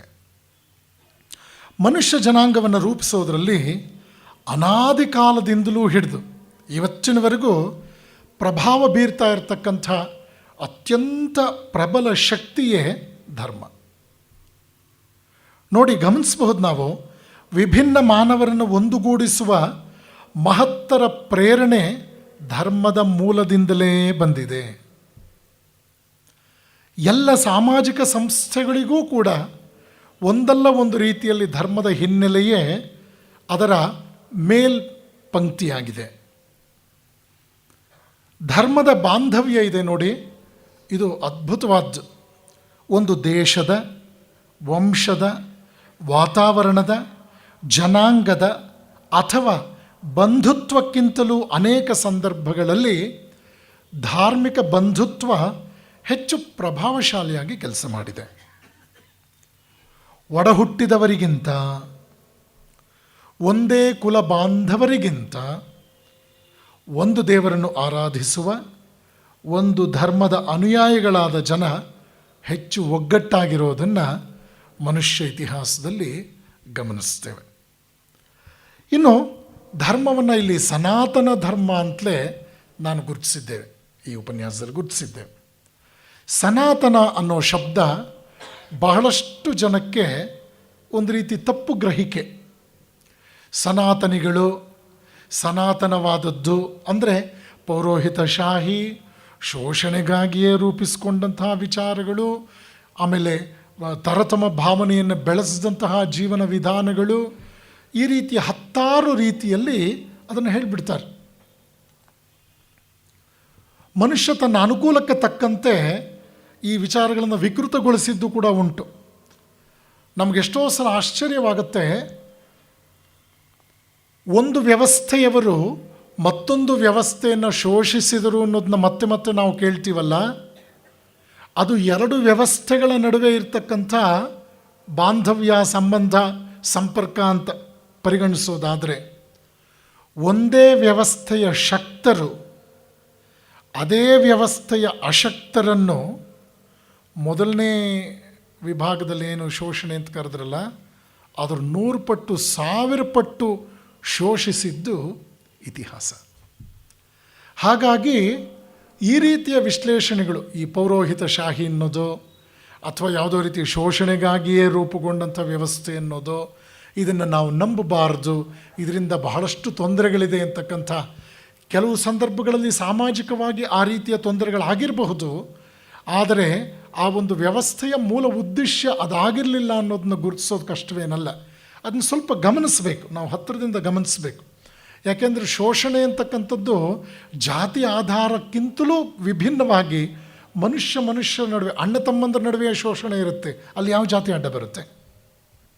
ಗಂಡ ಹೆಂಡತಿಯರ ನಡುವೆ ಶೋಷಣೆ ಉಂಟಾದರೆ ಅಲ್ಲಿ ಯಾವ ರಕ್ತ, ಬೇರೆ ಬೇರೆ ರಕ್ತದವರು ಅಂತ ಬರುತ್ತೆ? ಆದ್ದರಿಂದ ಶೋಷಣೆ ಅನ್ನೋ ಶಬ್ದವನ್ನು ಧಾರ್ಮಿಕವಾದ ಕ್ಷೇತ್ರದಲ್ಲಿ ನಾವು ಕಾಣುವಂಥ ಶಾಪ ಅಂತ ಪರಿಗಣಿಸಬಾರ್ದು. ಇದು ಮನುಷ್ಯನ ಸಂಕುಚಿತತೆ, ಅವನ ಕೀಳರಿಮೆ, ಅವನಲ್ಲಿರ್ತಕ್ಕಂಥ ಸಂಶಯ ಸ್ವಭಾವ, ಅವನಲ್ಲಿರ್ತಕ್ಕಂಥ ಮಾತ್ಸರ್ಯ, ಇವುಗಳ ಮೂಲಕ ಸಮಾಜದಲ್ಲಿ ಕಾಣುವಂತಹ ಕೆಟ್ಟ ಒಂದು ನಡವಳಿಕೆಗಳು ಅನ್ನೋದನ್ನು ಹೆಚ್ಚು ಸ್ಪಷ್ಟವಾಗಿ ನಾವು ಗಮನಿಸಬಹುದಾಗಿದೆ. ಹಾಗಾದರೆ ಸನಾತನ ಅಂದರೆ ಏನು? ಸನಾತನ ಅನ್ನೋ ಶಬ್ದಕ್ಕೆ 4 ಪ್ರಧಾನವಾದ ಅರ್ಥಗಳನ್ನು ನಾವು ಗುರುತಿಸಬಹುದು. ಮೊದಲನೇದು ಅನಾದಿ, ಎರಡನೇದು ಪ್ರಾಚೀನ, ಮೂರನೇದು ಶಾಶ್ವತ, ನಾಲ್ಕನೇದು ಪರಮಾತ್ಮ. ಈ ಅನಾದಿ ಅನ್ನೋ ಶಬ್ದವನ್ನು ಸ್ವಲ್ಪ ವಿಶ್ಲೇಷಿಸ್ತೇನೆ. ಹೆಸರೇ ಸೂಚಿಸುವಂತೆ ಅನಾದಿ ಅಂದರೆ ಆದಿ ಇಲ್ಲದ್ದು, ಯಾರಿಂದ ಯಾವಾಗ ಆಯಿತು ಅನ್ನೋದು ತಿಳಿದಿಲ್ಲ. ಮೂರನೇದು ಋಷಿಪುಂಗವರ ಆಚಾರ ವಿಚಾರಗಳ ಮಂಥನದಿಂದ ಮೂಡಿಬಂದದ್ದು. ನಾಲ್ಕನೇದು ಕೇವಲ ಋಷಿಪುಂಗವರ ಆಚಾರ ವಿಚಾರದ ಮಂಥನ ಮಾತ್ರವಲ್ಲ, ಆಧ್ಯಾತ್ಮಿಕ ಪರಿಶ್ರಮದ ಆತ್ಮ ಸಾಕ್ಷಾತ್ಕಾರದ ಫಲವಾಗಿ ಉದಿಸಿ ಬಂದದ್ದು. ಪೂಜ್ಯ DVG ಅವರು ಹೇಳಿದಂಥ ಒಂದು ಮಾತು ಇಲ್ಲಿ ಉಲ್ಲೇಖಿಸ್ತೇನೆ ನಾನು. ಅಕ್ಕಿಯನ್ನು ಅನಾದಿ ಕಾಲದಿಂದಲೂ ಮನುಷ್ಯ ಸ್ವೀಕರಿಸ್ತಾ ಇದ್ದಾನೆ. ಆದರೆ ಅಕ್ಕಿ ಇಂತಹ ವ್ಯಕ್ತಿಯ ಸಂಶೋಧನೆ ಅಂತಕ್ಕಂಥದ್ದು ಎಲ್ಲೂ ಬರೆಯಲ್ಪಡಲಿಲ್ಲ. ಆ ವ್ಯಕ್ತಿ ಆ ರೀತಿಯಲ್ಲಿ ನಿಸ್ವಾರ್ಥವಾಗಿ ನಡ್ಕೊಂಡಿರೋದ್ರಿಂದಲೇ ಅನ್ನದಾನ ಇವತ್ತೊಂದು ಋಣವಾಗಿದೆ. ಅನ್ನದಾನ ಬಹಳ ದೊಡ್ಡ ದಾನವಾಗಿ ಉಳಿದಿದೆ. ಮನುಷ್ಯನನ್ನು ತೃಪ್ತಿಪಡಿಸಬಹುದಾದ ಅತ್ಯಂತ ಪರಿಣಾಮಕಾರಿ ದಾನ ಅನ್ನದಾನ. ಭಾರತೀಯರು ಇವತ್ತೂ ಕೂಡ 2 ತುತ್ತು ಊಟ ಮಾಡ್ತಾ ಇರೋದಕ್ಕೆ ಪ್ರಧಾನವಾದ ಕಾರಣ ಗ್ರೀನ್ ರೆವಲ್ಯೂಷನ್ ಅಲ್ಲ. ನಮ್ಮ ಹಿರಿಯರು ತಲತಲಾಂತರಗಳಲ್ಲಿ ಮನೆ ಬಾಗಿಲಿಗೆ ಜನರನ್ನು ಕರೆದು ಅನ್ನದಾನ ಮಾಡಿದ್ದಾರಲ್ಲ, ಅದರ ಪರಿಣಾಮವೇ ಇವತ್ತು ನಾವು ಊಟ ಮಾಡ್ತಾ ಇದ್ದೇವೆ. ಇದನ್ನು ಕೃತಜ್ಞತೆಯಿಂದ ನಾವು ಸ್ಮರಿಸಬೇಕು. ಇವತ್ತು ನಾವು ಮೆಟೀರಿಯಲ್ ಪ್ರಾಸ್ಪೆರಿಟಿಯಲ್ಲಿ ಬೆಳೆದಿದ್ದೇವೆ, ಕನ್ಸ್ಯೂಮರಿಸಮ್ ಯುಗದಲ್ಲಿದ್ದೇವೆ. ಗ್ಲೋಬಲೈಸೇಷನ್ ಅಂತ ಹೇಳಿ ಒಂದು ಸಂಕುಚಿತವಾದ ಆರ್ಥಿಕ ಅಭ್ಯುದಯದ ಬಗ್ಗೆ, ಆರ್ಥಿಕ ಬೆಳವಣಿಗೆಯ ಬಗ್ಗೆ ತುಂಬ ಮಾತನಾಡ್ತೇವೆ. ಆದರೆ ಬಡತನದ ನಡುವೆಯೂ ಸಾಮಾನ್ಯ ಜೀವನದ ಹಂತದಲ್ಲಿಯೂ ಕೂಡ ನಮ್ಮ ಹಿರಿಯ ತಲೆಮಾರಿನವರು ಅನ್ನದಾನವನ್ನು ಮಾಡಿ ಕೃತಾರ್ಥರಾಗಿದ್ದಾರೆ. ಅದನ್ನು ನಾವು ನೆನಪಿನಲ್ಲಿಟ್ಕೊಳ್ಬೇಕು. ಎರಡನೇ ಶಬ್ದ ಪ್ರಾಚೀನ. ಸನಾತನ ಅನ್ನೋದಕ್ಕೆ ಎರಡನೇ ಅರ್ಥ ಪ್ರಾಚೀನ ಅಂತ ಗುರುತಿಸಲಾಗಿದೆ. ಬಹಳ ಹಳೆಯದ್ದು ಅಂತ ಅರ್ಥ ಒಂದು. ಸಮಗ್ರ ಪ್ರಪಂಚಕ್ಕೆ ಧರ್ಮದ ಇರುವನ್ನು, ಧರ್ಮದ ಸ್ವರೂಪವನ್ನು ಪರಿಚಯಿಸಿದಂತಹ ಕೀರ್ತಿ ನಮ್ಮ ದೇಶಕ್ಕೆ ಸಲ್ಲುತ್ತೆ ಅನ್ನೋದು ಇತಿಹಾಸದ ದಾಖಲೆ. ಭಾರತಕ್ಕೆ ಮೊದಲು ಜಗತ್ತಿನ ಇನ್ನೆಲ್ಲಿಯೂ ಕೂಡ ಧರ್ಮ ಇರಲಿಲ್ಲ. ಮನುಷ್ಯ ಸಂಕುಲ ಪ್ರಾರಂಭವಾದದ್ದೇ ಈ ದೇಶದಲ್ಲಿ. ಹೀಗಾಗಿ ನಮ್ಮ ದೇಶ ಪ್ರಾಚೀನ ದೇಶ. ಈ ದೇಶದಲ್ಲಿ ಧರ್ಮ ಅಷ್ಟು ಬೇರು ಬಿಟ್ಟಿರೋದ್ರಿಂದಲೇ ಜಗತ್ತಿನ 20ಕ್ಕೂ ಹೆಚ್ಚು ನಾಗರಿಕತೆಗಳು ಕಾಲಗರ್ಭದಲ್ಲಿ ಕಣ್ಮರೆಯಾದರೂ ಕೂಡ ಭಾರತೀಯ ನಾಗರಿಕತೆ ಇವತ್ತಿಗೂ ಬದುಕಿದೆ. ಇತರ ನಾಗರಿಕತೆಗಳಿಗೆ ಸ್ಫೂರ್ತಿದಾಯಕವಾಗಿದೆ, ಆಶಾದಾಯಕವಾದ ಭಾವನೆಯನ್ನು ಪಸರಿಸ್ತಾ ಇದೆ ಮತ್ತು ತನ್ನನ್ನು ಅನುಸರಿಸುವುದು ಯೋಗ್ಯ ಅನ್ನುವ ಮೇಲ್ಪಂಕ್ತಿಯನ್ನು ಕೂಡ ಭಾರತೀಯ ಸನಾತನ ಪರಂಪರೆ ನಮಗೆ ದೊರಕಿಸ್ಕೊಟ್ಟಿರೋದ್ರಿಂದ ಇಲ್ಲಿ ಸನಾತನ ಅನ್ನೋದಕ್ಕೆ ಪ್ರಾಚೀನ ಅನ್ನೋದಕ್ಕೆ ಒಂದು ಗಟ್ಟಿತನವನ್ನು ಕೂಡ ನಾವು ಗುರುತಿಸೋದಕ್ಕೆ ಸಾಧ್ಯ ಇದೆ. ಮೂರನೇ ಅರ್ಥ ಶಾಶ್ವತ, ಅಂದರೆ ಅಳಿವು ಇಲ್ಲದ್ದು ಅಂತ. ಸನಾತನ ಧರ್ಮದ ಮೂಲ ತತ್ವಗಳು ಎಂದಿಗೂ ಕೂಡ ನಾಶವಾಗೋದಿಲ್ಲ ಅನ್ನುವಂಥ ಅರ್ಥವನ್ನು ಗ್ರಹಿಸಬಹುದು.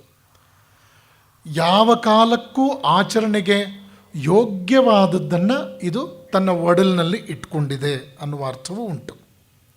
ಅಷ್ಟೇ ಅಲ್ಲ, ಈ ಸನಾತನ ಧರ್ಮದ ಮೌಲ್ಯಗಳು ಎಷ್ಟು ಹಳೆಯದೋ ಅಷ್ಟೇ ನಿತ್ಯ ನೂತನವಾಗಿವೆ. ಅಜರಾಮರವಾಗಿ ಉಳಿಯುವ ಸಾಮರ್ಥ್ಯಕ್ಕೆ ಲಾಯಕ್ಕಾಗಿದೆ. ಲೋಕದ ಇರುವಿಕೆಗೆ ಕಾರಣವಾದ ನಿತ್ಯ ಸತ್ಯ ವಸ್ತುವಿನ ದರ್ಶನಕ್ಕೆ ಇದು ನಮಗೆ ಸಹಾಯಕವಾಗಿದೆ ಅನ್ನೋ ಅರ್ಥದಲ್ಲಿ ಶಾಶ್ವತ ಅನ್ನುವ ಸನಾತನ ಅನ್ನೋ ಶಬ್ದದ ಅರ್ಥವೂ ಕೂಡ ಸಾರ್ಥಕವಾಯಿತು. ಇನ್ನು ನಾಲ್ಕನೆಯ ಅರ್ಥ ಪರಮಾತ್ಮ ಅನ್ನುವಂಥದ್ದು. ಸನಾತನ ಧರ್ಮಕ್ಕೆ ಪರಮಾತ್ಮನೇ ಪ್ರೇರಕ.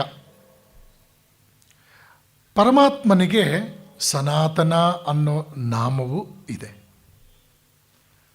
ನೀವು ವಿಷ್ಣು ಸಹಸ್ರನಾಮವನ್ನು ಅಧ್ಯಯನ ಮಾಡಿದಾಗ ಮಹಾವಿಷ್ಣುವಿಗೆ 2 ಹೆಸರುಗಳಲ್ಲಿ ವಿಶೇಷವಾಗಿ ಈ ಸಂದರ್ಭಕ್ಕೆ ನಾವು ಉಲ್ಲೇಖಿಸುವಂತಹ ನಾಮಗಳಿದೆ.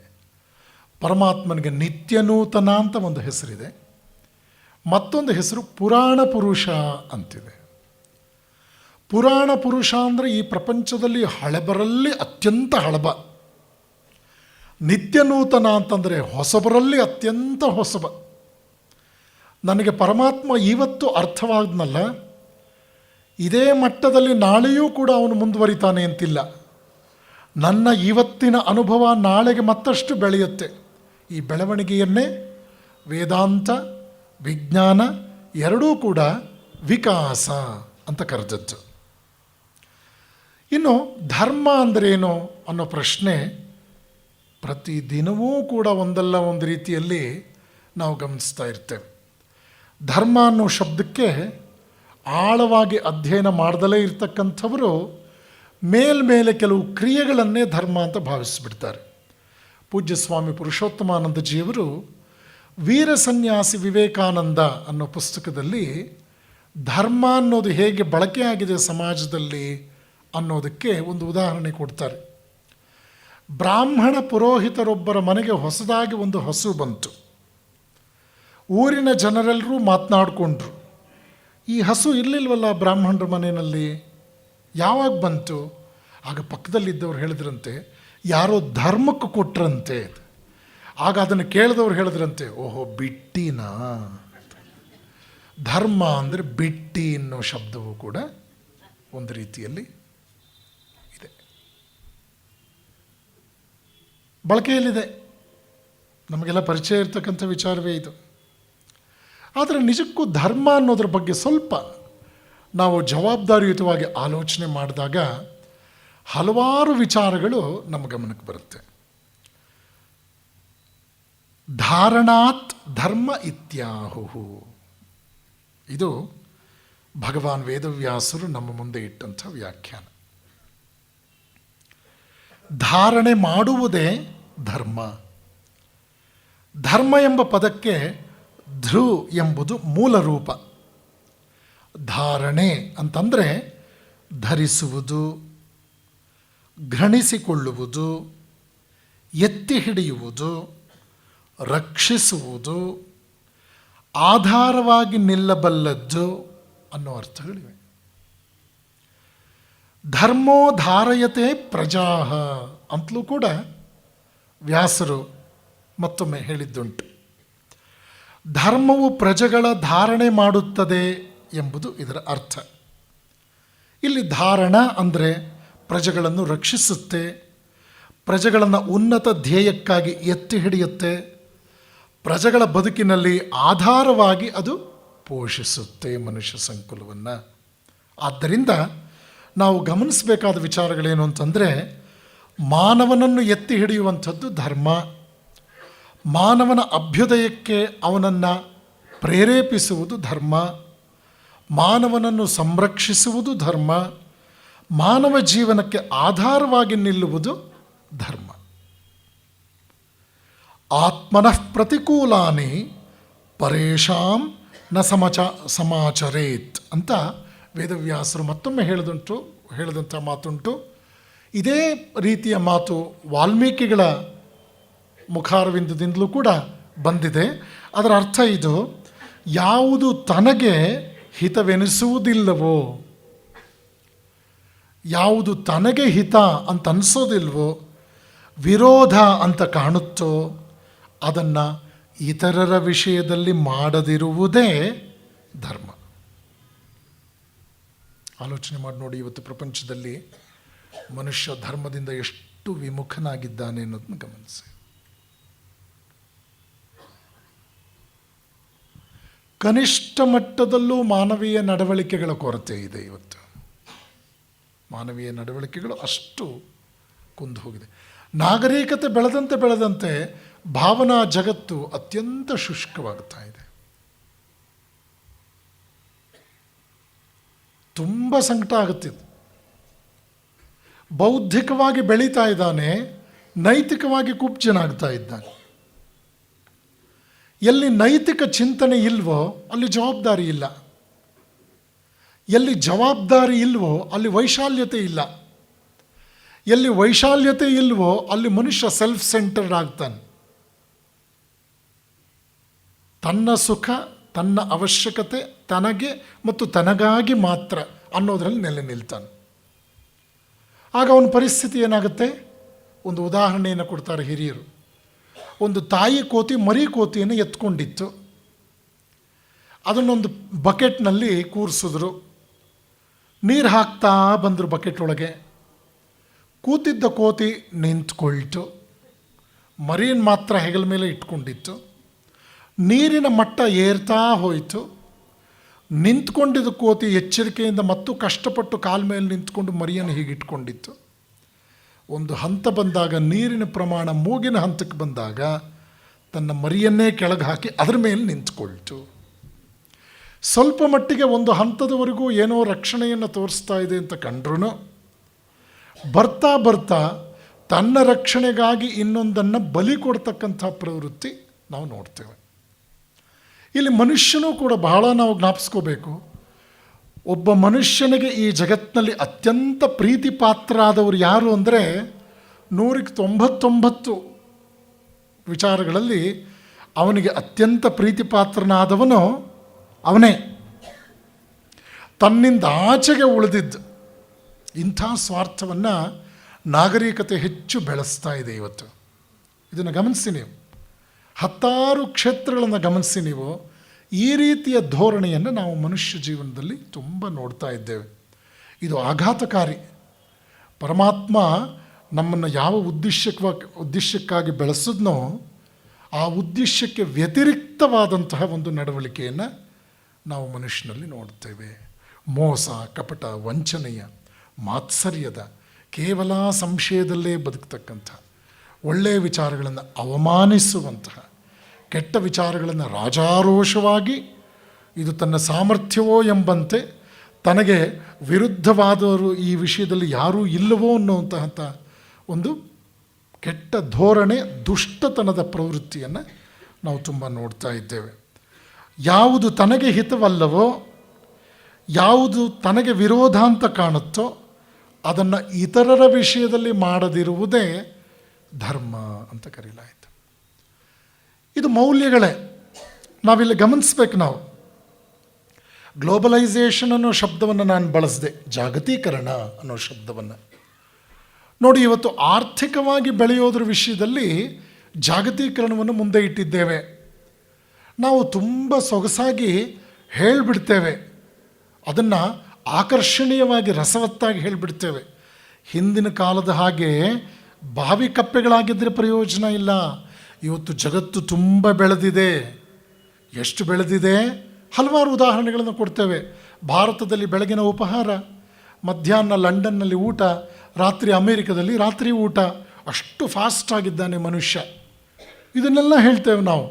ಆದರೆ ಈ ಜಾಗತೀಕರಣದ ಹೆಸರಿನಲ್ಲಿ ಜಗತ್ತಿನ ಯಾವುದೋ ಒಂದು ಶಕ್ತಿ ಇತರ ಎಲ್ಲ ದೇಶಗಳ ಮೇಲೆ ಕಪಿಮುಷ್ಟಿಯನ್ನು ಸಾಧಿಸೋದಕ್ಕೆ ಪ್ರಯತ್ನ ಮಾಡ್ತಾ ಇದೆ ಅನ್ನೋದಂತೂ ಗುಟ್ಟಾಗಿ ಉಳಿದಿಲ್ಲ. ಗಮನಿಸಿ, ಇದನ್ನು ನೀವು ನೋಡಿ. ಹೀಗಾಗಿ ಜಾಗತೀಕರಣ ಅನ್ನೋದು ಮೇಲ್ಪದರದಲ್ಲಿ ಇವತ್ತು ನಾವು ಗಮನಿಸಿದಾಗ ಕೇವಲ ಆರ್ಥಿಕವಾದ ಸುಧಾರಣೆಯನ್ನೇ ಕೇಂದ್ರ ಬಿಂದುವಾಗಿ ಇಟ್ಕೊಂಡು ಕೆಲಸ ಮಾಡ್ತಾ ಇದೆ. ಇವತ್ತು ಜಗತ್ತಿನಲ್ಲಿ ಜಾಗತೀಕರಣ ಬಂದಿರೋದ್ರಿಂದ ಮನುಷ್ಯ ಆರ್ಥಿಕವಾಗಿ ಸಬಲನಾಗ್ತಾ ಇದ್ದಾನೆ, ಹಣಕಾಸಿನ ವಿಷಯದಲ್ಲಿ ಬಹಳ ಬೆಳೀತಾ ಇದ್ದಾನೆ ಅನ್ನೋ ವಿಷಯವನ್ನು ನಾವು ಗಮನಿಸ್ತೇವೆ. ಆದರೆ ನೋಡಿ, ಮನುಷ್ಯನನ್ನು 3 ವಿಧದ ವಿಜ್ಞಾನಗಳು ರೂಪಿಸಬೇಕು ಅಂತ ಭಾರತೀಯ ಋಷಿಗಳು ಅದ್ಭುತವಾಗಿ ಹೇಳಿದರು. ಈ ವಿಜ್ಞಾನ ಅನ್ನೋ ಶಬ್ದ ಭಾರತೀಯರಿಗೆ ಪ್ರಾಚೀನವಾದ್ದೇ, ಹೊಸದೇನಲ್ಲ. ಸೈನ್ಸ್ ಅನ್ನೋ ಶಬ್ದ ಭಾರತೀಯರೇನು ಮೊನ್ನೆ ಕಲ್ತ್ಕೊಂಡಿದ್ದೇನಲ್ಲ. ಬಹಳ ಚೆನ್ನಾಗಿ ಪರಮಹಂಸರು ಹೇಳ್ತಾರೆ, ಹಾಲನ್ನು ನೋಡಿರುವವನು ಸಾಮಾನ್ಯವನು, ಹಾಲನ್ನು ಉಪಯೋಗಿಸಿ ಶಕ್ತಿಯನ್ನು ಪಡೆದಿರುವವನು ಜ್ಞಾನಿ. ಹಾಲನ್ನು ತಾನು ಬಳಸಿ ಅದರಿಂದ ಶಕ್ತಿ ಬಂತು ಅಂತ ಇನ್ನೊಬ್ಬ ವ್ಯಕ್ತಿಯನ್ನೂ ಕೂಡ ಅದರಿಂದ ಪ್ರೇರೇಪಿಸಿ ಅವನನ್ನೂ ಶಕ್ತಿವಂತನನ್ನಾಗಿ ಮಾಡುವವನು ವಿಜ್ಞಾನಿ. ರಾಮಕೃಷ್ಣರು ಕೊಟ್ಟ ವ್ಯಾಖ್ಯಾನ. ಹೀಗಾಗಿ ಈ ಗ್ಲೋಬಲೈಸೇಷನ್ ಅನ್ನುವಂಥದ್ದು, ಜಾಗತೀಕರಣ ಅಂತಕ್ಕಂಥದ್ದು ಸಮಗ್ರ ಜಗತ್ತಿಗೆ ಅನಿವಾರ್ಯ ಅನ್ನೋ ಶಬ್ದವನ್ನು ನಾವು ಬಳಸ್ತೀವಲ್ಲ, ಇಲ್ಲಿ ವಿಚಾರವನ್ನು ಹೇಳ್ತೀವಲ್ಲ, ಇಲ್ಲೊಂದು ಚೂರು ಗಮನಿಸೋಣ. 3 ವಿಜ್ಞಾನಗಳು ಇಲ್ಲಿ ಮೇಳೈಸಬೇಕು ಪ್ರಾಚೀನ ಭಾರತೀಯ ಋಷಿಗಳ ಅಭಿಪ್ರಾಯಕ್ಕೆ ತಕ್ಕಂತೆ. 3 ವಿಜ್ಞಾನಗಳು ಯಾವುದದು? ಮೊದಲನೇದು ಫಿಸಿಕಲ್ ಸೈನ್ಸ್, ಭೌತಿಕ ವಿಜ್ಞಾನ.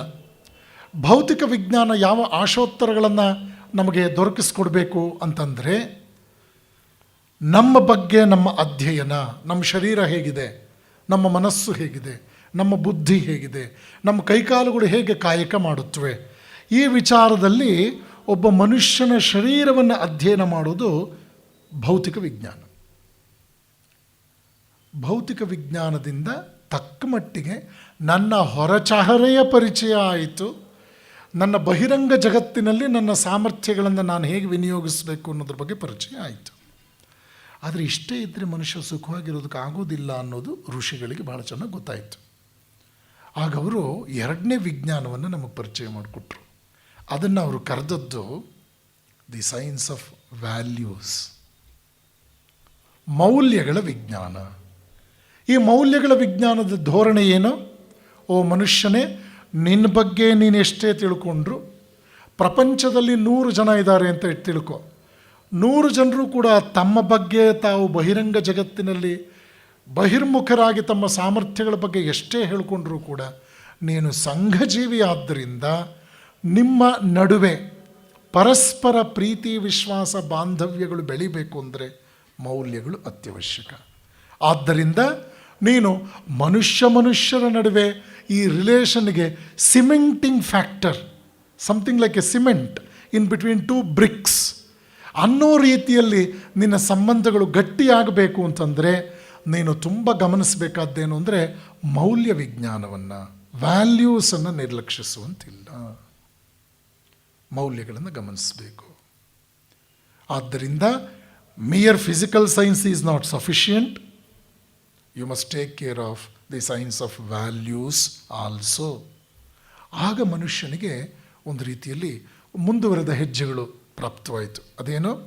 ತಾನು ಇತರರ ಸಹಮಾನವರೊಂದಿಗೆ ಆತ್ಮೀಯವಾಗಿ ಪ್ರೀತಿ ವಿಶ್ವಾಸದಿಂದ ಬಾಂಧವ್ಯವನ್ನು ಬೆಳೆಸಬೇಕು ಅಂದರೆ ಕೆಲವು ಮೌಲ್ಯಗಳಿದೆ.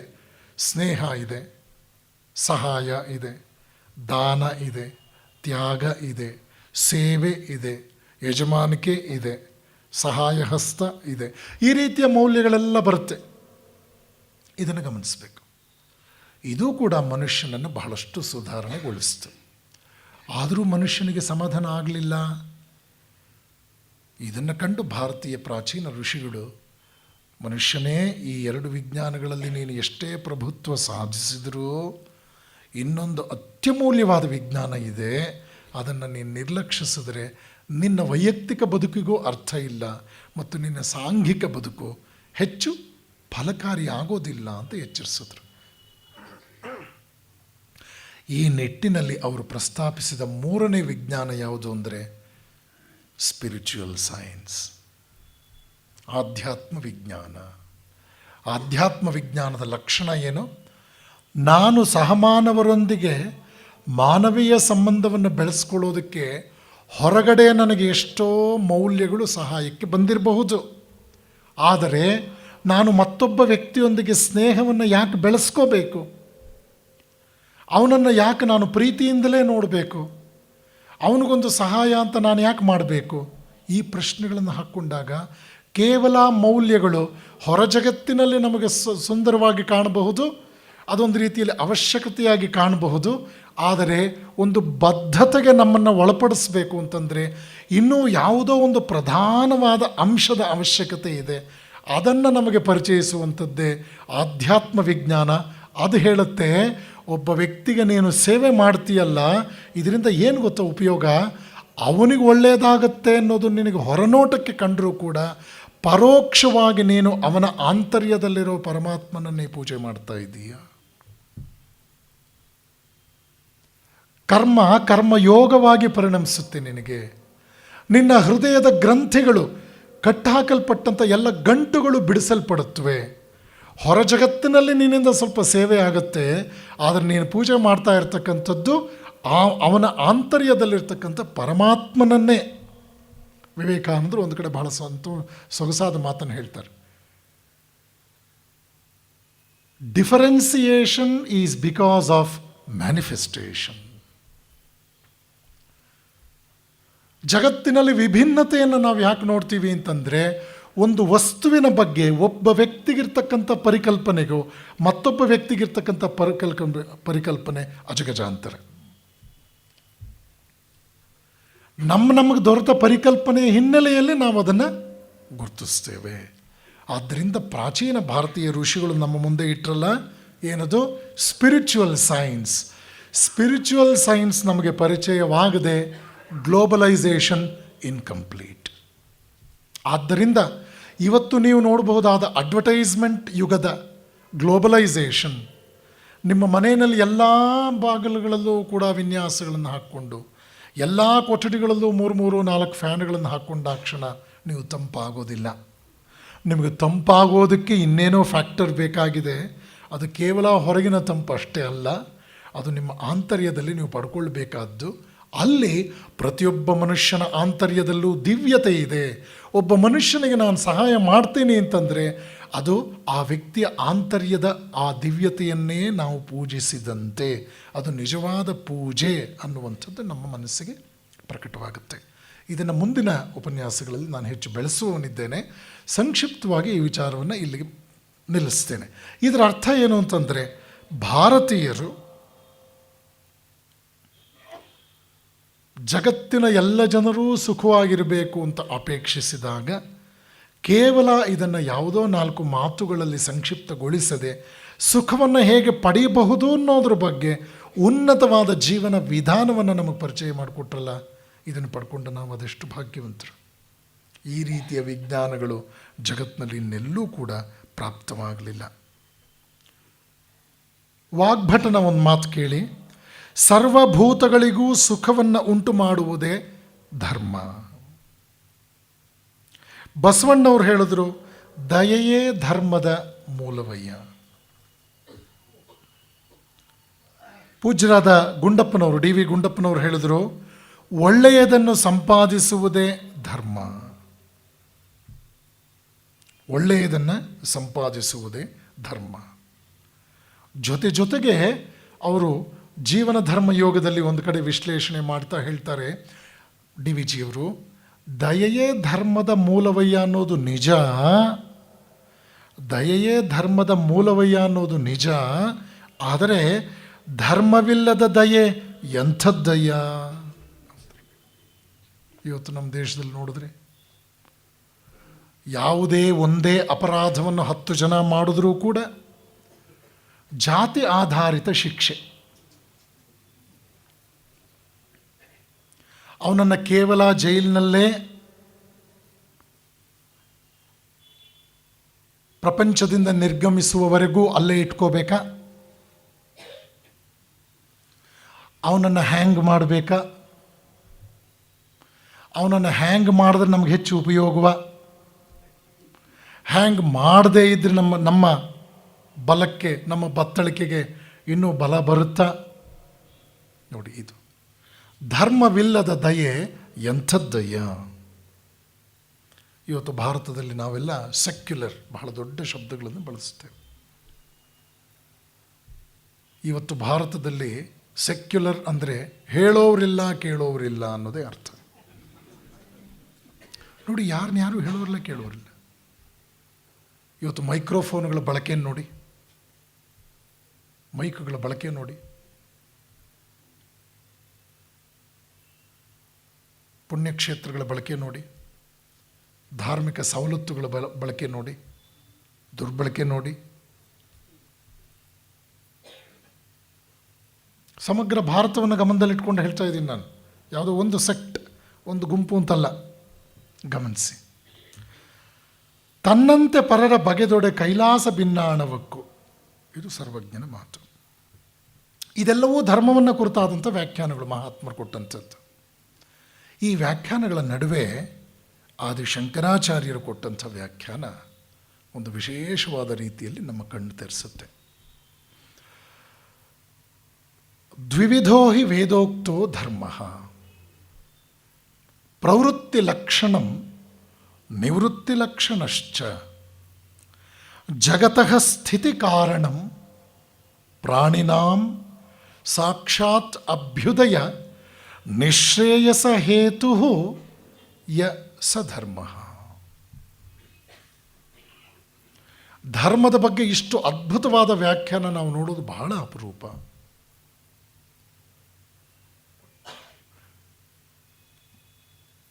ಜಗತಃ ಸ್ಥಿತಿ ಕಾರಣಂ, ಜಗತ್ತಿನ ಉಳಿವಿಗೆ ಕಾರಣವಾದ ಧರ್ಮಕ್ಕೆ 2 ಅದ್ಭುತವಾದ ಆಯಾಮಗಳಿದೆ. ಪ್ರವೃತ್ತಿ ಲಕ್ಷಣಂ, ನಿವೃತ್ತಿ ಲಕ್ಷಣಶ್ಚ. ಪ್ರವೃತ್ತಿ ಲಕ್ಷಣ ಅಂತಂದರೆ ಜಗತ್ತಿನಲ್ಲಿ ಬದುಕ್ತಕ್ಕಂಥದ್ದು, ಪ್ರಪಂಚದಲ್ಲಿ ಬದುಕ್ತಕ್ಕಂಥದ್ದು. ನಿವೃತ್ತಿ ಲಕ್ಷಣ ಅಂತಂದ್ರೇನು? ಪ್ರಪಂಚದಲ್ಲೇ ಬದುಕುವುದು, ಪ್ರಪಂಚಕ್ಕಿಂತಲೂ ಪ್ರಪಂಚದಿಂದ ತಾನು ವೈಯಕ್ತಿಕವಾಗಿ ಮುಕ್ತನಾಗಿ ಬದುಕುವುದು. ಪ್ರಪಂಚದಲ್ಲಿ ಬದುಕುವುದು ಅಂದ್ರೇನು? ಅಂತರಂಗದಲ್ಲಿ ಸನ್ಯಾಸ, ಬಹಿರಂಗದಲ್ಲಿ ನೀವು ಸಂಸಾರದಲ್ಲೇ ಇರಬಹುದು. ಶ್ರೀರಾಮಕೃಷ್ಣರ ಮಾತು, ಗೃಹಸ್ಥರಿಗೆ ಅಂತರಂಗ ಸನ್ಯಾಸ, ಸನ್ಯಾಸಿಗಳಿಗೆ ಅಂತರಂಗ ಮತ್ತು ಬಹಿರಂಗಗಳೆರಡರಲ್ಲೂ ತ್ಯಾಗ. ಗೃಹಸ್ಥರಿಗೆ ಹೇಳಿದ್ರು, ನೀರಿನಲ್ಲಿ ಹಡಗಿರಲಿ, ಹಡಗಿನಲ್ಲಿ ನೀರಿರೋದು ಅಪಾಯಕಾರಿ. ನೀವು ಪ್ರಪಂಚದಲ್ಲಿರಿ, ಆದರೆ ಪ್ರಾಪಂಚಿಕತೆ ನಿಮ್ಮೊಳಗೆ ನುಸುಳದಂತೆ ನೋಡ್ಕೊಳ್ಳಿ. ಎಷ್ಟು ಕಷ್ಟ ಅಲ್ಲ? ಒಬ್ಬರು ಯಜಮಾನರದು 85ನೇ ವರ್ಷದ ಹುಟ್ಟುಹಬ್ಬಕ್ಕೆ ನನಗೊಂದು ಆಹ್ವಾನ ಇತ್ತು.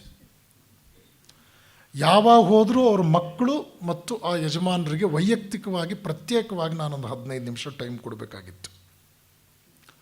ಯಜಮಾನರು ಮಾತನಾಡಬೇಕಾದ್ರೆ మా బిడ్డలకు కొంచెం బుద్ధి చెప్పండి స్వామిలో ಅನ್ನೋರು. ನಮ್ಮ ಮಕ್ಕಳಿಗೆ ಬುದ್ಧಿ ಹೇಳಿಬಿಟ್ಟು ಹೋಗಿ ಮಕ್ಕಳು ಮುಂದೆ ಕುಳಿತುಕೊಂಡ್ರೆ ಅವ್ರು ಹೇಳೋರು, ఇంత వయసాయ ఇంకన్నా కొంచెం బుద్ధి నేర్చుకునే ಆಗಟ್ಟು మా అಪ್ಪకు చెప్పండి. 85ನೇ ಹುಟ್ಟುಹಬ್ಬ, ಮಕ್ಕಳೆಲ್ಲ ಕಾಯ್ತಾ ಇದ್ದಾರೆ. ಎಲ್ಲಾದರೂ ನಮ್ಮ ತಂದೆನ ಈ ಸಭೆಯಲ್ಲಿ ಸ್ವಾಮಿಗಳ ಜೊತೆ ಸಿಕ್ಕಾಕ್ಸ್ಬೇಕು. ಆಗ ಸ್ವಾಮಿಗಳು ನಮ್ಮ ತಂದೆಗೆ ಬುದ್ಧಿ ಹೇಳಬೇಕು. ಅವ್ರು ಬುದ್ಧಿ ಹೇಳೋದನ್ನು ನೋಡಿ ನಾವೆಲ್ಲರೂ ಕೇವಲ ಆನಂದಿಸೋದಲ್ಲ, ಸೇರಿರೋರೆಲ್ರಿಗೂ ಕೂಡ ಅರ್ಥ ಆಗಬೇಕು ನಾವೆಲ್ಲ ಸರಿಯಾಗಿದ್ದೀವಿ ಅಂತ. ಕೆಲವು ಮಕ್ಕಳಿಗೆ ತಂದೆಗಿಂತಲೂ ನಾವು ಸರಿಯಾಗಿದ್ದೀವಿ ಅಂತ ಒಂದು ರೀತಿಯಲ್ಲಿ 4 ಜನರ ನಡುವೆ ಗೊತ್ತಾಯಿತು ಅಂದರೆ ಭಾಳ ಹೆಮ್ಮೆ. ಇರಲಿ, ಅದನ್ನ ತಪ್ಪು ಅಂತ ಹೇಳೋಕ್ಕಾಗಲ್ಲ. ಅವರು ಯಜಮಾನರು ಹೇಳಿದ್ರು, ಸ್ವಾಮಿಗಳೇ ನೀವು ಆಶ್ರಮ ಧರ್ಮದ ಬಗ್ಗೆ ಹೇಳಿದ್ರಿ, 20 ವರ್ಷ ಬ್ರಹ್ಮಚರ್ಯಾಶ್ರಮ, 20 ವರ್ಷ ಗೃಹಸ್ಥಾಶ್ರಮ, 20 ವರ್ಷ ವಾನಪ್ರಸ್ಥಾಶ್ರಮ, 20 ವರ್ಷ ಸನ್ಯಾಸಾಶ್ರಮ ಅನ್ನೋ ಲೆಕ್ಕದಲ್ಲಿ ಹೇಳಿದ್ರಿ. 24ರಲ್ಲಿ 80 ಆಯಿತು, ಈಗ ನನಗೆ 85, ನಾನು ಯಾವ ಆಶ್ರಮದಲ್ಲಿದ್ದೀನಿ?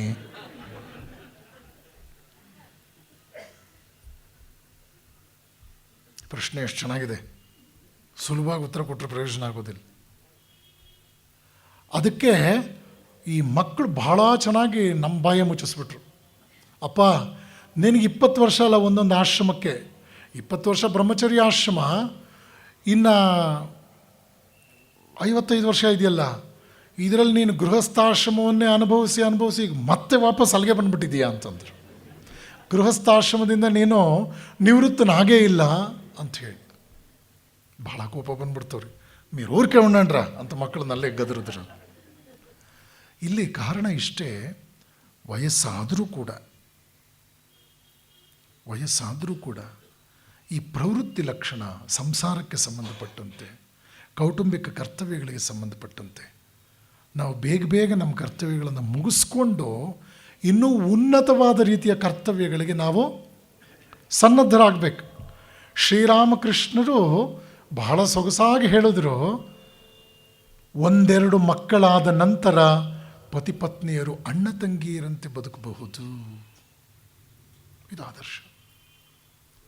ಶಾಸ್ತ್ರದಲ್ಲಿದೆ, ಮೊದಲನೆಯ ಗಂಡು ಮಗುವಿನ ದರ್ಶನ ಆದ ಮೇಲೆ ತಂದೆಯಾದವನು ತೀವ್ರ ವೈರಾಗ್ಯ ಇದ್ದರೆ ಸನ್ಯಾಸತ್ವಕ್ಕೂ ಅವನು ಅರ್ಹನಾಗ್ತಾನೆ. ನಾವೇ ನೋಡ್ತೇವೆ, ದುರ್ಗಾಚರಣ ದತ್ತ ಸ್ವಾಮಿ ವಿವೇಕಾನಂದರ ತಾತ, ಅವನು ವಿಶ್ವನಾಥ ದತ್ತನಿಗೆ ಜನ್ಮ ಕೊಟ್ಟ ಮೇಲೆ ಕಾಶಿಗೆ ಹೋಗಿ ಸನ್ಯಾಸಿ ಆಗ್ಬಿಟ್ಟ, ಮನೆ ಬಿಟ್ಟು ಹೊರಟೋದ. ಶ್ಯಾಮಸುಂದರಿ ಅಂದರೆ ವಿಶ್ವನಾಥ ದತ್ತನ ತಾಯಿ ಕಾಶಿ ಯಾತ್ರೆಗೆ ಹೋದ್ಲು. ಅಲ್ಲಿ ನದಿ ತೀರದಲ್ಲಿ ಸ್ನಾನಾದಿಗಳನ್ನು ಮುಗಿಸ್ಕೊಂಡು ದೇವಸ್ಥಾನದ ಸುತ್ತಲೂ ಪ್ರದಕ್ಷಿಣೆ ಬರ್ತಾ ಇದ್ದಾಗ ಎದುರುಗಡೆ ಒಬ್ಬ ಯತಿ ಬಂದ. ಅವನು ನೋಡ್ತಾಳೆ, ತನ್ನ ಪತಿ, ಅವನಿಗೂ ಗೊತ್ತಾಯ್ತು ಇವಳು ಪತ್ನಿ ಅಂತ. ಆದರೆ ಅವನು ಮಾಯೆ ಮಾಯೆ ಮಾಯೆ ಅಂತ ಹೇಳ್ಬಿಟ್ಟು ಅಲ್ಲಿಂದ ಹೊರಟದು, ಮಾಯ ಆಗ್ಬಿಟ್ಟ ಅವನು. ಇವಳು ವಾಪಸ್ ಬಂದು ಹೇಳಿದ್ಲು ಕಲ್ಕತ್ತೆಯಲ್ಲಿ. ಆ ನೆಂಟರಿಷ್ಟರೆಲ್ಲ ಸೇರಿ ಆತನನ್ನು ಹೇಗೋ ಪತ್ತೆ ಮಾಡಿ ಮತ್ತೆ ಕಲ್ಕತ್ತೆಗೆ ಹೇಳ್ಕೊಂಡು ಬಂದರು. ಇದೆಲ್ಲ ಪುಸ್ತಕದಲ್ಲಿ ಬರೆದಿಲ್ಲ. ಅವನನ್ನು ಮತ್ತೆ ಗೃಹಸ್ಥಾಶ್ರಮಕ್ಕೆ ಒತ್ತಾಯ ಮಾಡಿದ್ರು, ಕೇಳಲಿಲ್ಲ. ಅವನನ್ನು ಒಂದು ಕೊಠಡಿಯಲ್ಲಿ ಹಾಕಿ ಬೀಗ ಹಾಕಿಬಿಟ್ರು ದುರ್ಗಾಚರಣ ದತ್ತ. ಆಗ ಅವನು ಹೇಳ್ದ, ಇಲ್ಲೇ ನಾನು ಬೇಕಾದರೆ ಪರಮಾತ್ಮ ಸ್ಮರಣೆ ಮಾಡಿಕೊಂಡು ಶರೀರವನ್ನು ಬಿಸಾಕ್ಬಿಡ್ತೀನಿ ಹೊರತು ನಾನು ವಾಪಸ್ ಬರೋದಿಲ್ಲ. ಆಮೇಲೆ ಹಿರಿಯರೆಲ್ಲ ಯೋಚನೆ ಮಾಡಿದ್ರು, ಏನೋ ಯತಿಯಾಗಿ ಜೀವನ ಮಾಡ್ತಾ ಇದ್ದಾನೆ, ಆಮೇಲೆ ಅವನಿಗೇನೋ ಪ್ರಾಣಕ್ಕೆ ತೊಂದರೆ ಆಯಿತು ಅಂತಂದರೆ ಯತಿಯ ಹತ್ಯೆಯ ಪಾಪ ನಮಗೆ ಸುತ್ತಕೊಳ್ಳುತ್ತೆ ಅಂಥೇಳಿ ಹಾಕಿದ್ದ ಬೀಗನ ಅವರೇ ತೆಗೆದು ಕೈ ಮುರಿದು ಕಳಿಸ್ಕೊಟ್ಬಿಟ್ರು.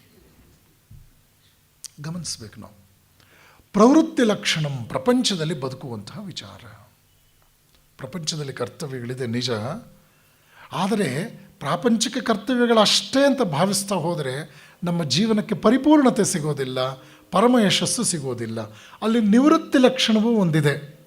ಪ್ರವೃತ್ತಿ ಲಕ್ಷಣ ಅನ್ನೋದು ನಮ್ಮ ಕೌಟುಂಬಿಕ ವಿಚಾರಗಳಲ್ಲಿ, ರಕ್ತ ಸಂಬಂಧಿಗಳಿಗೆ ಸಂಬಂಧಪಟ್ಟ ವಿಚಾರದಲ್ಲಿ ನಮ್ಮ ಕರ್ತವ್ಯಗಳು. ನಿವೃತ್ತಿ ಲಕ್ಷಣ ಅಂತಂದರೆ ಸ್ವಲ್ಪ ವೈಯಕ್ತಿಕತೆಯನ್ನು ತ್ಯಾಗ ಮಾಡಿ ಮುಂದಕ್ಕೆ ಹೋಗಬೇಕಾಗತ್ತೆ. ಶಂಕರರು ಹೇಳ್ತಾರೆ, ಪ್ರವೃತ್ತಿ ಜೀವನವಾಗಲಿ ಅಥವಾ ನಿವೃತ್ತಿ ಜೀವನವಾಗಲಿ, ಈ ಎರಡಕ್ಕೂ ಕೂಡ ಧರ್ಮವೇ ಆಧಾರ, ಧರ್ಮವೇ ಮಾರ್ಗಸೂಚಿ. ಪ್ರಾಣಿನಾಂ ಸಾಕ್ಷಾತ್ ಅಭ್ಯುದಯ ನಿಶ್ರೇಯಸ ಹೇತು ಯ ಸಧರ್ಮ. ಜೀವಿಗಳಲ್ಲಿ ಪ್ರವೃತ್ತಿ ಲಕ್ಷಣದಿಂದ ಬದುಕ್ತಾ ಇರತಕ್ಕಂಥ ವ್ಯಕ್ತಿಗೆ ಅಭ್ಯುದಯ ಅಂದರೆ ಹೆಸರು, ಕೀರ್ತಿ, ಯಶಸ್ಸು. ನಿವೃತ್ತಿ ಲಕ್ಷಣದಲ್ಲಿರ್ತಕ್ಕಂಥವನಿಗೆ ನಿಶ್ರೇಯಸ ಅಂದರೆ ಮುಕ್ತಿ, ಪರಮಾತ್ಮನ ಸಾಕ್ಷಾತ್ಕಾರ. ಇದೆರಡನ್ನೂ ದೊರಕಿಸಿಕೊಡೋದು ಧರ್ಮವೇ ಆಗಿದೆ. ಅಭ್ಯುದಯ ನಿಶ್ರೇಯಸ ಹೇತು ಯ ಸಧರ್ಮ. ಜಗತ್ತಿನ ಅಭ್ಯುದಯ ಮತ್ತು ಜಗತ್ತಿನ ನಿಶ್ರೇಯಸಗಳಿಗೆ ಧರ್ಮವೇ ಕಾರಣವಾಗಿದೆ. ಅಂದರೆ ಎಷ್ಟು ಚೆನ್ನಾಗಿ ಹೇಳ್ತಾರೆ ನೋಡಿ ಶಂಕರರು. ಜಗತ್ತಿನ ಇರುವಿಕೆ, ಜಗತ್ತಿನ ಏಳ್ಗೆ, ಜಗತ್ತಿನ ಪರಮಶ್ರೇಯಸ್ಸಿಗೆ ಧರ್ಮವು ಅನಿವಾರ್ಯ. ಧರ್ಮವನ್ನು ಬಿಟ್ಟರೆ ಜಗತ್ತು ಬದುಕೋದಕ್ಕೆ ಸಾಧ್ಯ ಇಲ್ಲ. ಈ ಧರ್ಮ ಅನ್ನುವಂಥದ್ದು ವಿಶಾಲವಾದ್ದು ಮತ್ತು ಜಾಗತಿಕವಾದ್ದು. ಮತ ಅನ್ನೋ ಶಬ್ದ ಮತ್ತೆ ನಾವು ಕೇಳ್ತೇವೆ. ಮತ ಅನ್ನೋದು ಸೀಮಿತವಾದ್ದು, ಆಯಾ ಪಂಗಡ ಒಪ್ಪಿದ ಮತೀಯ ಗ್ರಂಥ ಮತ್ತು ಆಚರಣೆಗೆ ಅದು ಬದ್ಧವಾದ್ದು. ಮತ ಅನ್ನೋದು ಅತ್ಯಂತ ವೈಯಕ್ತಿಕವಾದ್ದು. BM ಶ್ರೀ ಅವರು ಒಂದು ಮಾತು ಹೇಳಿದ್ದಿಲ್ಲ, ನೆನಪು ಬರುತ್ತೆ. ಮತಕ್ಕಿಂತಲೂ ಧರ್ಮ ದೊಡ್ಡದು. ಮತ ಕಾದಾಡಿ ಮಡಿದರೆ ಧರ್ಮ ಕೂಡಿಸಿ ಬದುಕಿಸುತ್ತೆ. ಆದ್ದರಿಂದ ಧರ್ಮದ ಪಾತ್ರ ಬಹಳ ದೊಡ್ಡದು. ಗ್ರೀಕ್ ದಾರ್ಶನಿಕ ಪ್ಲಾಟೋ ಒಂದು ಕಡೆ ಒಂದು ಮಾತು ಹೇಳ್ತಾನೆ. ಒಂದು ಉತ್ತಮ ಗಣರಾಜ್ಯದ ಸ್ಥಾಪನೆಗೆ ದೇವರು ಮತ್ತು ಧರ್ಮದ ಜ್ಞಾನವು ಅತ್ಯವಶ್ಯಕವಾಗಿ ಬೇಕು. ಜಗತ್ತಿನ ಮಾನವರೆಲ್ಲರಿಗೂ ದೇವರೇ ಪರಮಪಿತ, ಅವನೇ ನಿಜವಾದ ರಾಜ. ಅವನನ್ನು ಬಿಟ್ಟರೆ ಇನ್ಯಾರಿಗೂ ಕೂಡ ಮಾನವನ ಮೇಲೆ ಅಧಿಕಾರ ಚಲಾಯಿಸುವ ಹಕ್ಕಿಲ್ಲ. ಜಗತ್ತಿನ ಮಾನವರೆಲ್ಲ ಒಬ್ಬನೇ ತಂದೆಯ ಮಕ್ಕಳಾಗಿರುವುದರಿಂದ ಜನ್ಮಗತ ಮತ್ತು ಅರ್ಥಗತ ಅಸಮಾನತೆ ನಿಜಕ್ಕೂ ಒಂದು ಪಾಪ. ಇದು ಪ್ಲಾಟೋ ಹೇಳಿದಂಥ ಒಂದು ಮಾತು. ಇಷ್ಟು ಧರ್ಮ ಅನ್ನೋ ವಿಚಾರದ ಬಗ್ಗೆ ನಾವು ಅವಲೋಕಿಸಿದ ನಂತರ, ಹಾಗಾದರೆ ಸನಾತನ ಧರ್ಮ ಅನ್ನೋ ಶಬ್ದವನ್ನು ಉಪನ್ಯಾಸದಲ್ಲಿ ಒಂದು ಪ್ರಧಾನ ಅಂಶವಾಗಿ ಇಟ್ಕೊಂಡಿದ್ದೇವೆ. ಸನಾತನ ಧರ್ಮದ ಪುನರುಜ್ಜೀವಕ. ಸನಾತನ ಧರ್ಮ ಅಂದ್ರೇನು? ನಾವು ಸನಾತನ ಅಂದ್ರೇನು ಅಂತ ಕಂಡು, ಧರ್ಮ ಅಂದ್ರೇನು ಅಂತ ಕಂಡು, ಈಗ ಸನಾತನ ಧರ್ಮ ಅನ್ನೋದನ್ನು ಅದೆರಡರ ವಿಶ್ಲೇಷಣೆಯ ಬೆಳಕಿನಲ್ಲಿ ಹೇಳೋದಾದರೆ, ಸನಾತನ ಧರ್ಮ ಅನ್ನೋದು ಅನಾದಿಯೂ ಹೌದು, ಪ್ರಾಚೀನವೂ ಹೌದು, ಅದು ಶಾಶ್ವತವೂ ಹೌದು. ನಿತ್ಯ ಸತ್ಯ ವಸ್ತುವಿನ ತಿಳುವಳಿಕೆ ನೀಡುವಂಥದ್ದು ಅದು. ಪರಮಾತ್ಮನ ಸಮ್ಮತಿಯನ್ನು ಅದು ಪಡೆದಿದೆ. ಸಮಸ್ತರ ಉದ್ಧಾರಕ್ಕಾಗಿ ಇರ್ತಕ್ಕಂಥ ನಿಯಮಗಳನ್ನೇ ಸನಾತನ ಧರ್ಮ ಅಂತ ಕರಿತೇವೆ. ಭಗವಂತನ ಲಕ್ಷಣಗಳೂ ಕೂಡ ಇದೇ ಆಗಿದೆ. ಸನಾತನ ಧರ್ಮ ಅನ್ನೋದಕ್ಕೆ ಯಾವ ಮೌಲ್ಯಗಳನ್ನು ನಾವು ಗುರುತಿಸ್ತಾ ಇದ್ದೇವೆ, ಆ ಎಲ್ಲ ಮೌಲ್ಯಗಳು ಸೇರಿದಾಗ ಒಬ್ಬ ವ್ಯಕ್ತಿ ಆಗೋದಾದರೆ ಅವನೇ ಪರಮಾತ್ಮ. ಅವನು ಆದ್ಯಂತರಹಿತ, ಪ್ರಾಚೀನ, ಶಾಶ್ವತ, ನಿತ್ಯ ಸತ್ಯ ವಸ್ತುವಾದ ದಿವ್ಯ ಚೈತನ್ಯ ಸ್ವರೂಪಿ ಪರಮಾತ್ಮನೇ ಆಗಿದ್ದಾನೆ. ಆದ್ದರಿಂದ ಲೋಕ ಕಲ್ಯಾಣಕ್ಕಾಗಿ ಪರಮಾತ್ಮನಿಗೆ ಸಮ್ಮತವಾದ ಒಂದು ಜೀವನ ವಿಧಾನವನ್ನು ಪ್ರತಿಪಾದಿಸುವಂಥದ್ದೇ ಸನಾತನ ಧರ್ಮ.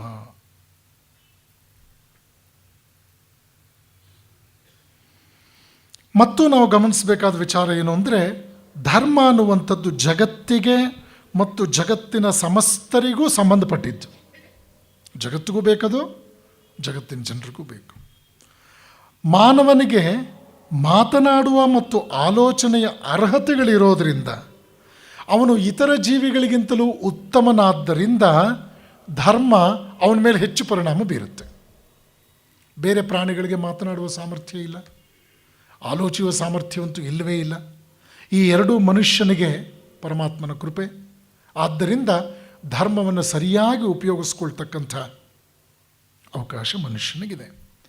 ಮಾನವನಿಗೆ ಧರ್ಮಾಚರಣೆಯ ಜವಾಬ್ದಾರಿ ಅಧಿಕವಾಗಿರೋದ್ರಿಂದಲೇ ವೇದವ್ಯಾಸರು ಹೇಳಿದರು, ಧರ್ಮೋ ಧಾರಯತೆ ಪ್ರಜಾ. ಸಮಸ್ತ ಪ್ರಜೆಗಳನ್ನು ಧರ್ಮವು ಧರಿಸುತ್ತದೆ. ಜಗತ್ತಿನಲ್ಲಿ ಧರ್ಮ ಅನ್ನೋದು ನೆಲೆಗೊಳ್ಳುತ್ತೆ. ಧರ್ಮವೇ ಜಗತ್ತಿನ ರಕ್ಷಣೆಯನ್ನೂ ಮಾಡುತ್ತೆ ಅನ್ನೋ ಅರ್ಥವನ್ನು ನಾವು ಇಲ್ಲಿ ಗ್ರಹಿಸಬಹುದು. ಆಗ ಮಾತ್ರವೇ ಧರ್ಮೋ ರಕ್ಷತಿ ರಕ್ಷಿತ ಅನ್ನೋ ಮಾತು ನಮಗೆ ಸರಿಯಾದ ರೀತಿಯಲ್ಲಿ ಗ್ರಹಿಸಲ್ಪಡುತ್ತೆ. ಧರ್ಮವನ್ನು ನಾವು ರಕ್ಷಿಸಿದರೆ ಧರ್ಮ ನಮ್ಮನ್ನು ರಕ್ಷಿಸುತ್ತೆ ಅಂತಕ್ಕಂಥ ಅಚಲವಾದ ಒಂದು ನಿಶ್ಚಯ ಮನುಷ್ಯನಿಗೆ ಪ್ರಾಪ್ತವಾಗುತ್ತೆ. ಈ ಧರ್ಮದ ಮೂಲವನ್ನು ನಾವು ಗಮನಿಸೋದಾದರೆ, ಅನಾದಿ ಕಾಲದಿಂದಲೂ ನಮಗೆ ಲಭ್ಯವಾಗಿರ್ತಕ್ಕಂಥ ಪುರಾತನ ಗ್ರಂಥಗಳು ನಮಗೆ ತೋರಿಸ್ಕೊಟ್ಟ ಸತ್ಯ ಏನು ಅಂದರೆ, ಧರ್ಮಗಳು ಎಲ್ಲವೂ ಕೂಡ ತಾವು ಪ್ರಾಕೃತಿಕ ಅನ್ನೋದನ್ನು ಸಾಧಿಸಿವೆ. ಧರ್ಮಗಳು ತಮ್ಮನ್ನು ಪ್ರಾಕೃತಿಕ ಅನ್ನೋದನ್ನು ಸಾಬೀತುಪಡಿಸಿವೆ. ಅದು ಹೇಳುತ್ತವೆ, ನಾನು ಅಂದರೆ ಧರ್ಮದ ಮಾತು ಮಾನವನ ಯುಕ್ತಿಯಲ್ಲ, ಮನುಷ್ಯನ ಬುದ್ಧಿಯಿಂದ ಧರ್ಮ ಉದಿಸಲಿಲ್ಲ. ಯುಕ್ತಿಗೂ ಅತೀತವಾದ ಯಾವುದೋ ಒಂದು ಎಲ್ಲೆ, ಒಂದು ಚೌಕಟ್ಟು ಧರ್ಮಕ್ಕಿದೆ. ಇದು ಕೇವಲ ಯುಕ್ತಿಯ ಚೌಕಟ್ಟಲ್ಲ. ಇವತ್ತಿನ ವಿದ್ವಾಂಸರು ಧರ್ಮವನ್ನು ಕುರಿತು ಎರಡು ಪ್ರಧಾನವಾದ ಸಿದ್ಧಾಂತಗಳನ್ನು ನಮ್ಮ ಮುಂದೆ ಇಡ್ತಾರೆ. ಮೊದಲನೇದು ಪಿತೃಪೂಜೆ. ಧರ್ಮದ ಬಗ್ಗೆ ಮಾತನಾಡ್ತಾ ನೋಡಿ ಈ ವಿದ್ವಾಂಸರ ಅಭಿಪ್ರಾಯ ಹೇಗಿದೆ.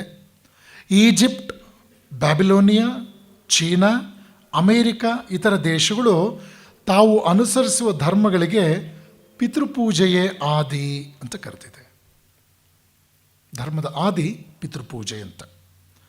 ಅವನ್ನು ಪ್ರತಿಪಾದಿಸುವ ಹಲವಾರು ಚಿಹ್ನೆಗಳನ್ನು ಕೂಡ ಅವು ಪ್ರಕಟಿಸುತ್ತವೆ. ಪುರಾತನ ಈಜಿಪ್ಟಿಯನ್ನರು ಜೀವವನ್ನು ಅಂದರೆ ಮನುಷ್ಯನ ಜೀವವನ್ನು ಒಂದು ಪ್ರತಿರೂಪ ಅಂತ ಭಾವಿಸಿದರು. ನೋಡಿ ಎಷ್ಟು ರೋಚಕವಾಗಿದೆ ವಿಚಾರ. ಪ್ರತಿರೂಪ ಅಂತ ಭಾವಿಸಿದ್ದಾರೆ ಅವರು. ಪ್ರತಿಯೊಬ್ಬ ಮಾನವನ ದೇಹದಲ್ಲಿಯೂ ಅದರಂತೆಯೇ ಇರುವ ಮತ್ತೊಂದು ಜೀವಿ ಇದೆ.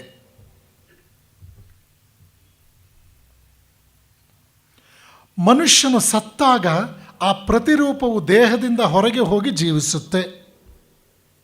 ಆದರೆ ಎಲ್ಲಿಯವರೆಗೆ ದೇಹ ಸುರಕ್ಷಿತವಾಗಿ ಇರುತ್ತೋ ಅಲ್ಲಿಯವರೆಗೆ ಮಾತ್ರ ಪ್ರತಿರೂಪ ಜೀವಿಸುತ್ತೆ. ಆದ್ದರಿಂದಲೇ ದೇಹಕ್ಕೆ ಯಾವುದೇ ರೀತಿಯ ಅಪಾಯವೂ ಉಂಟಾಗಬಾರದು ಅಂತ ರಕ್ಷಣೆಯನ್ನು ದೊರಕಿಸ್ಕೊಡೋದಕ್ಕೋಸ್ಕರ ಈಜಿಪ್ಷಿಯನ್ನರು ಪ್ರಯತ್ನ ಮಾಡ್ತಾ ಇದ್ದರು. ತತ್ಸಂಬಂಧವಾಗಿ ದೇಹಗಳನ್ನು ಸುರಕ್ಷಿತವಾಗಿ ಇಡೋದಕ್ಕಾಗಿ ಬೃಹದಾಕಾರದ ಪಿರಮಿಡ್ಗಳನ್ನು ನಿರ್ಮಿಸಿದರು. ಪುರಾತನ ಬ್ಯಾಬಿಲೋನಿಯಾದಲ್ಲಿ, ಪುರಾತನ ಹಿಂದೂಗಳಲ್ಲಿಯೂ ಕೂಡ ಪಿತೃಪೂಜೆಯ ಲಕ್ಷಣಗಳನ್ನು ನಾವು ನೋಡ್ತೀವಿ ಅನ್ನೋದು ಆಧುನಿಕ ವಿದ್ವಾಂಸರ ಅಭಿಪ್ರಾಯ. ಚೀನಾ ದೇಶದಲ್ಲಿರ್ತಕ್ಕಂಥ ಏಕಮಾತ್ರ ಧರ್ಮ ಈ ಪಿತೃಪೂಜೆ ಅನ್ನೋದು ಕೂಡ ಇಲ್ಲಿ ಉಲ್ಲೇಖಾರ್ಹ. ಇದು ಒಂದು ಸಿದ್ಧಾಂತವಾದರೆ, ಎರಡನೇದು ಪ್ರಕೃತಿ ಪೂಜೆ. ಧರ್ಮ ಅನ್ನೋದಕ್ಕೆ ಎರಡು ಸಿದ್ಧಾಂತಗಳಿದೆ ಅಂತ ಹೇಳಲಾಯಿತು ವಿದ್ವಾಂಸರ ಅಭಿಪ್ರಾಯ. ಮೊದಲನೇದು ಪಿತೃಪೂಜೆ, ಎರಡನೇದು ಪ್ರಕೃತಿ ಪೂಜೆ. ಪ್ರಕೃತಿ ಪೂಜೆ ಅಂದ್ರೇನು?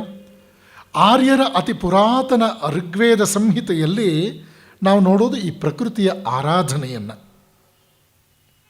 ಸೂರ್ಯೋದಯ, ಸೂರ್ಯಾಸ್ತಮ, ಚಂಡಮಾರುತ, ಬಿರುಗಾಳಿ ಇವೇ ಮೊದಲಾದ ಪ್ರಕೃತಿಯ ಅದ್ಭುತ ಶಕ್ತಿಗಳು, ಇದು ಪ್ರಕೃತಿಯ ಶಕ್ತಿಗಳು ಅಂತ ಗುರುತಿಸಿದ್ದಾರೆ ವಿದ್ವಾಂಸರು. ಜೊತೆಗೆ ಪ್ರಕೃತಿಯ ಸೌಂದರ್ಯಗಳು ಮಾನವನನ್ನು ಆಕರ್ಷಿಸುತ್ತವೆ. ಅವನ ಯುಕ್ತಿಯು ಅದನ್ನು ಮೀರಿ ಹೋಗಿ ಅವುಗಳ ಅರ್ಥವನ್ನು ತಿಳಿಯೋದಕ್ಕೋಸ್ಕರ ಪ್ರಯತ್ನಿಸುವಂತೆ ಮನುಷ್ಯನನ್ನು ಪ್ರೇರೇಪಿಸುತ್ತವೆ. ಯಾವುದು ಬುದ್ಧಿಗೆ ಎಟಕುತ್ತೋ ಅದು ಮಾತ್ರವೇ ಅಂತಿಮವಲ್ಲ, ಬುದ್ಧಿಗೂ ಅತೀತವಾದದ್ದಿದೆ ಅನ್ನೋದನ್ನು ಅದು ಪ್ರೇರೇಪಿಸುತ್ತೆ ಅಂತ. ಈ ಪ್ರಯತ್ನದಲ್ಲಿ ಮನುಷ್ಯ ನೈಸರ್ಗಿಕ ಶಕ್ತಿಗಳಿಗೆ ಒಂದು ಆಕಾರ ಕೊಟ್ಟ. ನಿಸರ್ಗದಲ್ಲಿ ಶಕ್ತಿಗಳಿವೆ, ಒಂದೊಂದು ಶಕ್ತಿಗೆ ಒಂದೊಂದು ಆಕಾರವನ್ನು ಕೊಟ್ಟ. ಅದಕ್ಕೆ ಜೀವ ಮತ್ತು ದೇಹವನ್ನು ಆರೋಪಿಸಿಬಿಟ್ಟ. ನೈಸರ್ಗಿಕ ಶಕ್ತಿಗಳಿಗೆ ಒಂದೊಂದು ಜೀವ, ಒಂದೊಂದು ದೇಹ ಕೊಟ್ಬಿಟ್ಟ ಅವನು. ಕೆಲವು ವೇಳೆ ಮನೋಹರವಾದ ಮತ್ತು ಕೆಲವು ವೇಳೆ ಅತಿ ಸೂಕ್ಷ್ಮವಾದ ಅತೀಂದ್ರಿಯ ಭಾವನೆಗಳನ್ನು ಕೂಡ ಆರೋಪಿಸ್ಬಿಟ್ಟ. ಪುರಾತನ ಯವನರು, ಪುರಾತನ ಜರ್ಮನರು, ಸ್ಕ್ಯಾಂಡಿನೇಮಿಯಾದವರು ಮತ್ತು ಆರ್ಯ ಜನಾಂಗದವರು ಈ ಭಾವನೆಯನ್ನು ಪ್ರಬಲವಾಗಿ ಬೆಳೆಸಿದ್ರು. ನೋಡಿ ಹೇಗಿದೆ. ಪ್ರಾಕೃತಿಕ ಪೂಜೆಯನ್ನು ನೀವು ಗಮನಿಸಬೇಕು. ಪಿಂಡಾಂಡ ಮತ್ತು ಬ್ರಹ್ಮಾಂಡವನ್ನು ಅದೆಷ್ಟು ಚೆನ್ನಾಗಿ ಹೊಂದಿಸಿದ್ದಾರೆ ಭಾರತೀಯರು ಅನ್ನೋದು ನಾವು ಗಮನಿಸಬೇಕು. ಮೂಲಾಧಾರ ಮಲವಿಸರ್ಜನಾ ಅಂಗಕ್ಕೆ ಹತ್ತಿರದಲ್ಲಿದೆ, ಅದು ಭೂಮಿ ತತ್ವ. ಸಂದರ್ಭೋಚಿತವಾಗಿ ಒಂದು ಉದಾಹರಣೆ ಕೊಡ್ತಾ ಇದ್ದೇನೆ. ಮೂಲಾಧಾರ ಅಂತಕ್ಕಂಥದ್ದು ಮಲವಿಸರ್ಜನಾ ಅಂಗಕ್ಕೆ ಹತ್ತಿರ ಇದೆ, ಅದು ಭೂಮಿ ತತ್ವ. ಮಣ್ಣು ಮಣ್ಣು ಅಂತ ಇಟ್ಕೊಳ್ಳಿ, ಮೃತ್ತಿಕೆ ಮಣ್ಣು. ಸ್ವಾಧಿಷ್ಠಾನ ಅದು ಮೂತ್ರ ವಿಸರ್ಜನಾ ಅಂಗಕ್ಕೆ ಹತ್ತಿರ ಇದೆ, ಅದು ಜಲತತ್ವಕ್ಕೆ ಹತ್ತಿರ. ಪಂಚಭೂತಗಳಲ್ಲಿ ಎರಡನೇ ತತ್ವ ಕೊಟ್ಟೆ ನಾನು. ಮೊದಲನೇದು ಮಣ್ಣು ಭೂಮಿ, ಎರಡನೇದು ಜಲ. ಮಣಿಪೂರ ಅಂದರೆ ನಾಭಿಯ ಹಂತ. ನಾಭಿಯ ಹಂತವನ್ನು ನಾವೆಲ್ಲ ಗಮನಿಸಬೇಕು. ಅದು ಬಿಸಿಯಾಗಿರುತ್ತೆ, ಬೆಚ್ಚಗಿರುತ್ತೆ. ಭಗವದ್ಗೀತೆಯ 15ನೇ ಅಧ್ಯಾಯ ನಮಗೆ ವೈಶ್ವಾನರ ರೂಪಿಯಾಗಿ ಪರಮಾತ್ಮ ಅಲ್ಲಿ ಶಾಖದ ರೂಪದಲ್ಲಿದ್ದಾನೆ ಅಂತ ಹೇಳ್ತೇವೆ, ಅದು ಅಗ್ನಿತತ್ವ. ನಾಲ್ಕನೇದು ಅನಾಹತ. ಇಲ್ಲಿ ಅಪಾರವಾದ ಗಾಳಿಗೆ ಅವಕಾಶ ಇದೆ, ಶ್ವಾಸಕೋಶಗಳಿರೋದಿಲ್ಲೇ, ಆದ್ದರಿಂದ ವಾಯುತತ್ವ. ವಿಶುದ್ಧ ಅಂದರೆ ಕಂಠ. ಕಂಠದ ಜಾಗದಲ್ಲಿ ಆಕಾಶ ತತ್ವ. ನೋಡಿ, ಪಂಚಭೂತಗಳಿಗೆ ಒಂದೊಂದು ಚಕ್ರಕ್ಕೂ ಕೂಡ ಒಂದೊಂದು ಪಂಚಭೂತಗಳ ತತ್ವ ಹೇಗೆ ಅನ್ವಯಿಸುತ್ತೆ, ಈ ವಿಶ್ಲೇಷಣೆ ಜಗತ್ತಿನಲ್ಲಿ ಇನ್ಯಾರೂ ಕೊಡಲಿಲ್ಲ.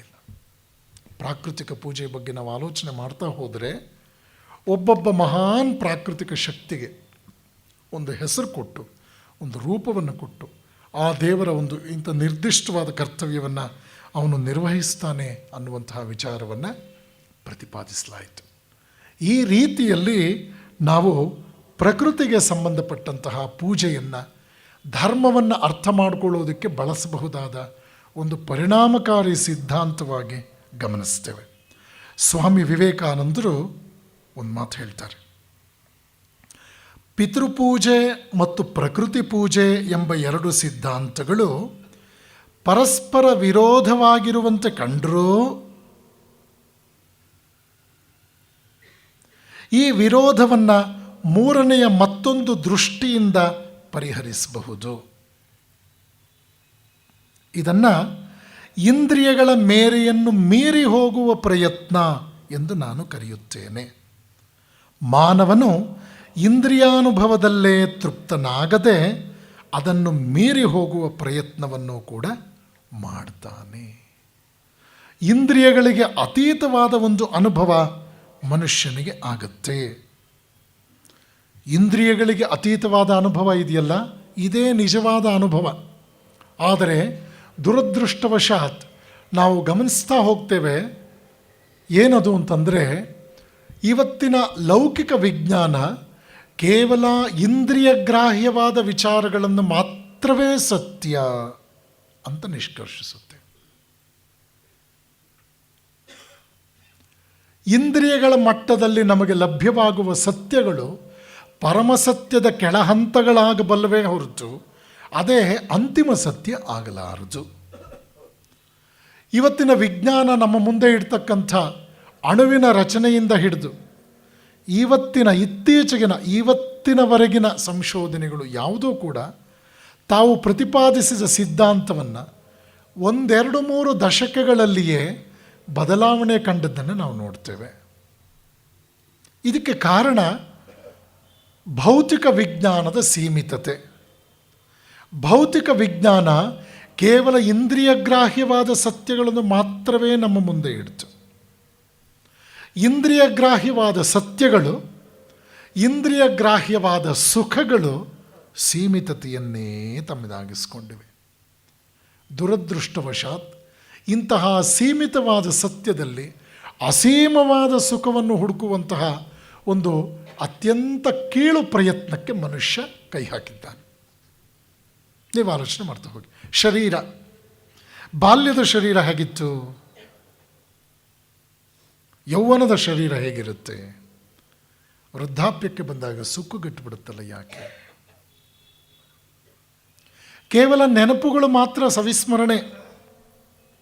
ವಯಸ್ಸಿನಲ್ಲಿ ಹೇಗಿದ್ದರು ಸರ್ ಅವರು? ಅಷ್ಟೇ. ವಯಸ್ಸಿನಲ್ಲಿ ತುಂಬ ಆರೋಗ್ಯವಾಗಿ ಚೆನ್ನಾಗಿದ್ರಾ? ಹಾಗಾದ್ರೆ ಜೀವನ ಚೆನ್ನಾಗಿತ್ತು ಅಂತಲೇ. ವಯಸ್ಸು ಆಗ್ತಾ ಆಗ್ತಾ ವೈಸ್ ಆಗಬಹುದೇ ಹೊರತು ಅದೇ ಶಾರೀರಿಕ ಬಲವನ್ನು ಕಾಪಾಡ್ಕೊಳ್ಳೋಕ್ಕಾಗುತ್ತಾ? ಇದನ್ನು ಗಮನಿಸಬೇಕು. ಇವತ್ತಿನ ವಿಜ್ಞಾನಿಗಳು ಪೂರ್ವಜನ್ಮ ಪುನರ್ಜನ್ಮದ ಬಗ್ಗೆ ಸ್ಪಷ್ಟವಾಗಿ ಹೇಳೋ ವಿಷಯದಲ್ಲಿ ಇನ್ನೂ ಮೀನಾಮೇಷ ಎಣಿಸ್ತಾ ಇವೆ. ಆದರೆ ಅವರದೇ ಆದ ವಿಶ್ಲೇಷಣೆಗಳಲ್ಲಿ ಈಗಾಗಲೇ ಅವರು ಪೂರ್ವಜನ್ಮ ಪುನರ್ಜನ್ಮವನ್ನು ಒಪ್ಕೊಂಡ್ಬಿಟ್ಟಿದ್ದಾರೆ ಅನ್ನೋ ಒಂದು ನಿರ್ಣಯಕ್ಕೆ ನಾವು ಬರಬಹುದಾಗಿದೆ. ಹೇಗದು? ಅವರು ಏಕಕೋಶ ಜೀವಿಯಿಂದ ಹಲವಾರು ಹಂತಗಳ ಮೂಲಕ ವಿಕಾಸಗೊಂಡ ಜೀವಿ ಇಂದು ಹೋಮೋಸೇಪಿಯನ್ ಹಂತವನ್ನು ಮುಟ್ಟಿದೆ.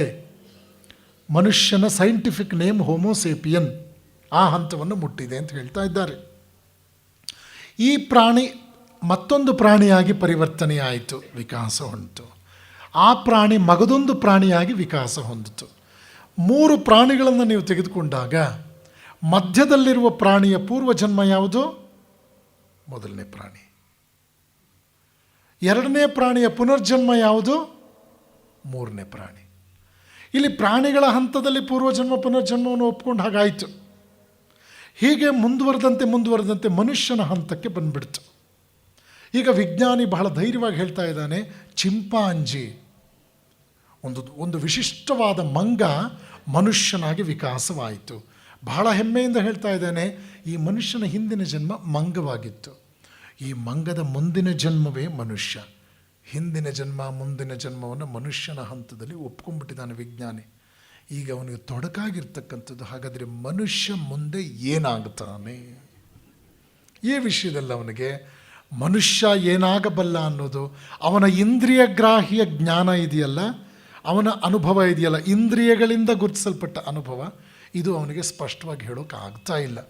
ಹೀಗಾಗಿ ಅವನು ಈ ಪೂರ್ವಜನ್ಮ ಪುನರ್ಜನ್ಮದ ವಿಚಾರದಲ್ಲಿ ಏನೂ ನಿಖರವಾಗಿ ಹೇಳುವ ಒಂದು ಸ್ಥಿತಿಯಲ್ಲಿಲ್ಲ. ಆದರೆ ಸ್ವಾಮಿ ವಿವೇಕಾನಂದರು ಒಂದು ಸೊಗಸಾದ ಮಾತನ್ನು ಹೇಳ್ತಾರೆ. ಒಂದು ಪ್ರಾಣಿಯಲ್ಲಿ ಮನುಷ್ಯ ಅಂತರ್ಗತನಾಗಿದ್ದ, ಅಜ್ಞಾನದ ಬಂಧನದಲ್ಲಿ ಇದ್ದ. ಸರಪಳಿಗಳು, ಕಬ್ಬಿಣದ ಸರಳೆಗಳು ಅವನನ್ನು ಬಂಧಿಸಿದ್ವು. ಕಾಲಕ್ರಮದಲ್ಲಿ ಜ್ಞಾನದ ಚಿಕಿತ್ಸೆ ಸಿಕ್ತು. ಆ ಪ್ರಾಣಿಯಲ್ಲಿದ್ದ ಮನುಷ್ಯ ವಿಕಸನಗೊಂಡ. ಆ ಪ್ರಾಣಿಯಿಂದ ಮನುಷ್ಯ ಆಚೆಗೆ ಬಂದ. ಪ್ರಾಣಿಯನ್ನು ಭೇದಿಸಿ ಪ್ರಾಣಿ ಶರೀರದಿಂದ ಮನುಷ್ಯ ಆಚೆಗೆ ಬಂದ ಅನ್ನೋದನ್ನು ಓ ವಿಜ್ಞಾನಿಗಳೇ ನೀವು ಒಪ್ತಿರಲ್ಲ. ಹಾಗಾದರೆ ನಾನು ನಿಮ್ಮನ್ನೊಂದು ಪ್ರಶ್ನೆ ಕೇಳ್ತೇನೆ. ಹಾಗೆಯೇ ಮನುಷ್ಯನ ಆಂತರ್ಯದಲ್ಲಿ ಪರಮಾತ್ಮನೇ ಇದ್ದಾನೆ, ದಿವ್ಯತೆಯೇ ಇದೆ, ಕಾಣ್ತಾ ಇಲ್ವಲ್ಲ ಸ್ವಾಮೀಜಿ ಅಂತ ಕೇಳೋದಾದರೆ, ಆ ದಿವ್ಯತೆಯನ್ನು ಮನುಷ್ಯನ ಅಜ್ಞಾನವೆಂಬುದು ಬಂಧಿಸಿದೆ. ಯಾವಾಗ ಈ ಅಜ್ಞಾನ ಅಂತಕ್ಕಂಥ ಬಂಧನವನ್ನು ಜ್ಞಾನದ ಚಿಕಿತ್ಸೆ ನೀಡಿ ನಾವು ನಿರ್ಮೂಲನಗೊಳಿಸ್ತೇವೆಯೋ, ಆಗ ಮನುಷ್ಯನ ಆಂತರ್ಯದಲ್ಲೇ ಪರಮಾತ್ಮ ವಿಕಸನಗೊಂಡು ಅವನು ಅಭಿವ್ಯಕ್ತಗೊಳ್ತಾನೆ. ಆದ್ದರಿಂದಲೇ ಜನ್ಮತಃ ಪ್ರತಿಯೊಂದು ಜೀವಿಯೂ ಮೃಗ, ಸಂಸ್ಕಾರಗಳಿಂದ ಮಾನವ, ಸಾಧನೆಯಿಂದ ದೇವತಾ. ಅವನು ದೇವರಾಗೋದಕ್ಕೆ ಸಾಧನೆ ಬೇಕಾಗಿದೆ. ಈ ಸಾಧನೆ ಅನ್ನೋದೊಂದು ಅದ್ಭುತವಾದ ವಿಕಾಸ. ಪರಮಾತ್ಮನ ವಿಜ್ಞಾನಿಗಳು ಇಂಥ ಶಸ್ತ್ರಗಳನ್ನು ಹಿಡಿದವನು, ಈ ರೀತಿಯ ವೈಭವಗಳನ್ನು ಮಾಡಿದವನು ಅನ್ನೋದನ್ನು ನಂಬೋದಕ್ಕಿಂತ ಪ್ರಕೃತಿಯ ಮೇಲೆ ಹೆಚ್ಚು ಹೆಚ್ಚು ತನ್ನ ಹಿಡಿತವನ್ನು ಸಾಧಿಸ್ತಾ ಬರ್ತಾನಲ್ಲ ಮನುಷ್ಯ, ಇದು ಉನ್ನತ ಮಟ್ಟದ ವಿಕಾಸ ಅಂತ ಒಪ್ಕೊಳ್ಳೋ ವಿಷಯದಲ್ಲಿ ವಿಜ್ಞಾನಿಗಳು ಕೂಡ ಇವತ್ತು ಹಾತೊರಿತಾ ಇದ್ದಾರೆ. ಅವರು ಕೂಡ ಇವತ್ತು ಒಪ್ಕೊಳ್ತಾ ಇದ್ದಾರೆ. Human evolution is not mere organic evolution but A psycho social evolution. ಮನುಷ್ಯನ ಹಂತದ ವಿಕಾಸ ಕೇವಲ ಸಾವಯವ ವಿಕಾಸ ಅಲ್ಲ. ಕೇವಲ ಮಾಂಸದ ಮುದ್ದೆ ಉಸಿರಾಡುವ ಮಾಂಸದ ಮುದ್ದೆ ಅಲ್ಲ ಮನುಷ್ಯ, ಇವನು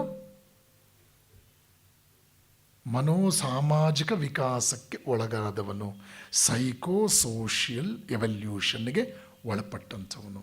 ಹಾಗಾದರೆ ಈ ಮನುಷ್ಯ ಸೈಕೋ ಸೋಷಿಯಲ್ ಎವಲ್ಯೂಷನ್ಗೆ ಒಳಪಟ್ಟವನೇ ಆದದ್ದೇ ಆದರೆ ಇವನ ವಿಕಾಸದ ವಿಚಾರದಲ್ಲಿ ನಾವು ಇಂದ್ರಿಯಗಳ ಮೇರೆಯನ್ನು ಮೀರಿದಂತಹ ಒಂದು ಸ್ಥಿತಿ ಅಂತ ಇಲ್ಲಿವರೆಗೂ ಪ್ರಸ್ತಾಪ ಮಾಡಿದ್ವಲ್ಲ, ನಿಜಕ್ಕೂ ಕೂಡ ಇಂದ್ರಿಯಗಳ ಮೇರೆಯನ್ನು ಮೀರಿದಂತಹ ಆ ಸ್ಥಿತಿ ಯಾವುದು ಅನ್ನೋದನ್ನು ಕುರಿತು ನಾಳೆ ದಿವಸ ಉಪನ್ಯಾಸವನ್ನು ಮುಂದುವರಿಸ್ತೇನೆ ಅಂತ ಹೇಳ್ತಾ ಈ ವಾಕ್ಪುಷ್ಪಗಳನ್ನು ಭಗವಾನ್ ಶ್ರೀರಾಮಕೃಷ್ಣರ ಪಾದಪದ್ಮಗಳಲ್ಲಿ ಸಮರ್ಪಿಸ್ತೇನೆ.